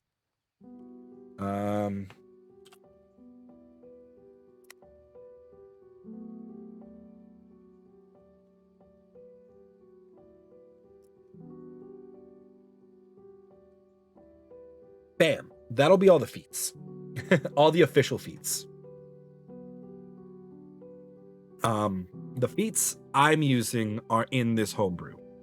They're additions. They replace a few of those, right? So Polearm Master in that gets substituted with the one that we're using because it changes things. That works. Yeah. 5e Tools has a lot of very useful tools. I use it a lot as a quick reference. Now, don't get me wrong, like, right, I own all these books. It's just easier for me to, like, have a lot of those up if I know I'm going to need them. So I can quickly, like, Control F. Right? You'll be able to find spells and other things there as well. Not that I don't recommend buying the book. Buying the book is great. I recommend buying the book. The books are fantastic and good references for things. But yes. Yep. I'll see if I can find the link to this document for you and not just the one on my computer. I use it because, one, I think it's really cool. For instance, right? Throughout history, the spear has been a premier weapon. It has been used probably more often than a sword, definitely more often than a war pick or a halberd or a glaive. The spear, it's simple. It's a long pole with a pointy end. Bam. Super effective. And a lot of cultures got really damn good at using it. Spear and shield, really powerful combination. Really effective, used through like all kinds of warfare. Yeah. The sword was your fallback when your spear was broken. Now, don't get me wrong, the romanticization of like all Arthurian knights show the sword a lot. Don't get me wrong. Boy, do I love a good magic sword. Like, come on. Boom, that's an aesthetic. But spears in D&D suck. They are not good. The revised martial equipment makes being a master of the spear actually really useful. It gives you a lot of flexibility, bracing, a better range. Makes you an actual combative threat with the spear and shield. And I dig that. I like that. I needed that. As well as it adds, like whips, flails, bludgeons, and stuff to do their actual jobs. D&D abstracts it down to just damage, right? Whereas you're not using a Morning Star to just do damage. You're using a Morning Star because it's a big-ass piece of metal with spikes that is going to shred your heavily armored opponent and make them bleed inside their own armor. That's the effect. Revised martial equipment gives you that. It adds more effects to a lot of weapons and gives more options to fighters than just hit. Which is the problem I fall into a lot, is you're a sword and a shield. Dink. Dink. Dink. Right? Like good old OSRS combat. I know, it can get more nuanced than that. I'm talking like your Lumbridge goblins for you OSRS people. But it's fine. OSRS is old school RuneScape. I'm sorry for the abbreviations. I'm a nerd. Right, but there's more nuance to that, right? The Kopesh is used specifically to trip people up, right? Like, there's a whole thing. That's kind of why I wanted to try and make something interesting with a Rune Knight Brawler. Yeah, exactly. It's more interesting than your sword and board. Oh, don't get me wrong, sword and board, fantastic. Yeah. Yep. Hey, Will, thank you for the follow. It should appear here. I don't know, my alert's being funky today. But welcome to this madness. Enjoy your 500 platinum. How was chess? I was lurking for a bit. Did you win? I lurk a lot in like friend streams during the day. I just don't say anything. I just like chill. And then I've been busy. I've been doing stuff. But yep. Yeah, so like, that's why I really like the revised group. The team one, yes, nice. That's what really matters, right? Welcome. There it is. Perfect. Congrats on your win. Welcome. And there's Eric's. What is this? Maxi. But thank you guys for all. Went 2 and 2. That's not bad. That's way better than me. Although you kicked my butt all the time in chess. So that's fine. I'm pretty good at Total War. Not as good at chess. I'm too reckless. It's a good time. 2-2 sounds good though. Congrats, well done. I mean, did you have fun? That's the important part, right? That's then what I've been teaching my chat about how D&D works all day. Well, all day for the last like 3 hours. Because I run a D&D game on my stream. We're playing on Wednesday. And I've neglected that most of them probably don't know how to play, so I taught them the rules. It was a lot of fun. Yes, good. That's the important thing. As long as everybody's having fun, it's good. It's pretty cool. Yeah. And then I use my mad science programming things, make like ridiculous lights and fireworks and stupid stuff. Because I like having a good time. It gives me something constructive to do. Yep. Like I love showing off my lights. I'm sure some of my regulars are like really annoyed that I constantly bring it up. But I love showing off my lights. But yep. Man, I'm tired now. Ugh. That was just 3 hours of straight D&D rules. We didn't even get to the fun stuff yet. But yeah, no, it was a good time. It was a good time. Any other D&D questions? Hit me. What we got? What we got? What we got before we wrap up my D&D TED Talk? I'm just kidding. It's not a TED Talk that's not certified by TED Talks. For legal reasons, that's a joke.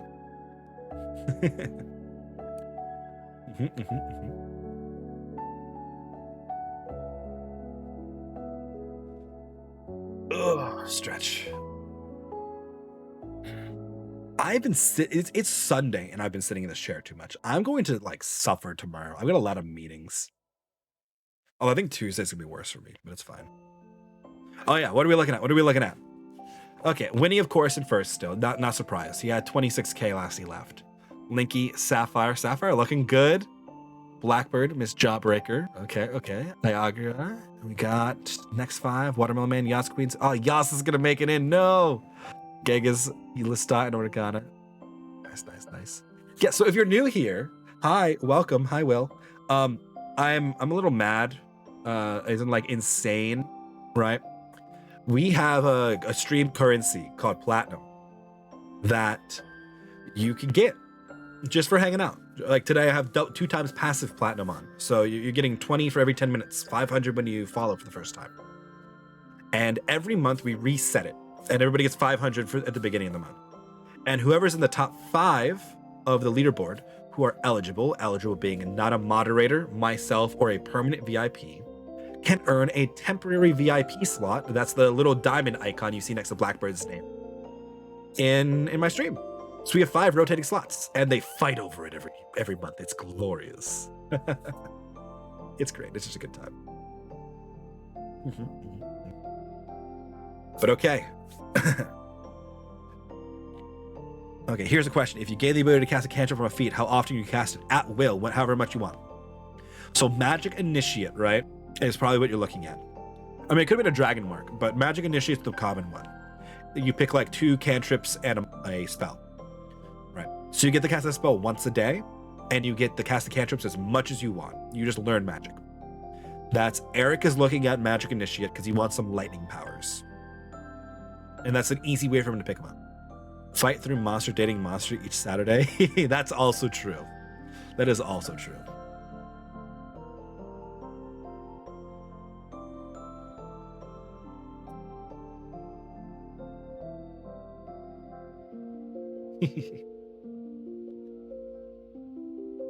Okay, 227. Okay, cool.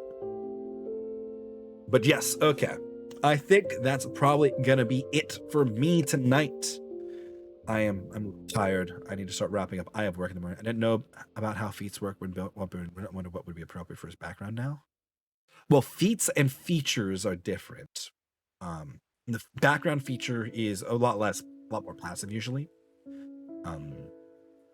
Feats are like very, very specific and usually cost an ability score. So you give up an ability score increase to get a feat. I am a benevolent god, DM, and usually bestow some feats based on actions and character growth, but it's rare I do it. You have to you can't usually ask me for it. You gotta do it as a character. I'm like, this is the thing that you just have now. No, you give up both ability scores to get 1 feat. Iagra. The whole ASI gets sacked for 1 feat.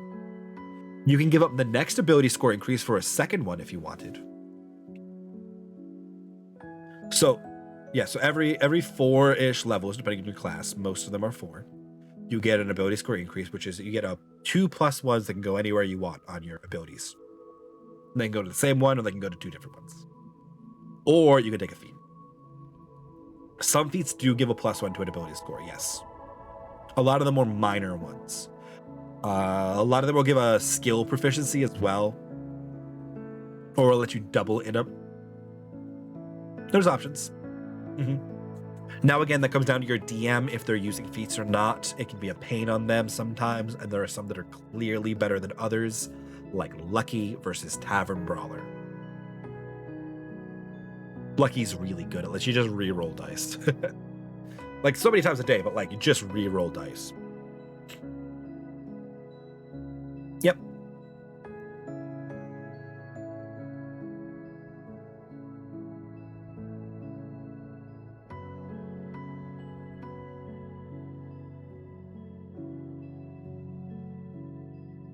Yeah.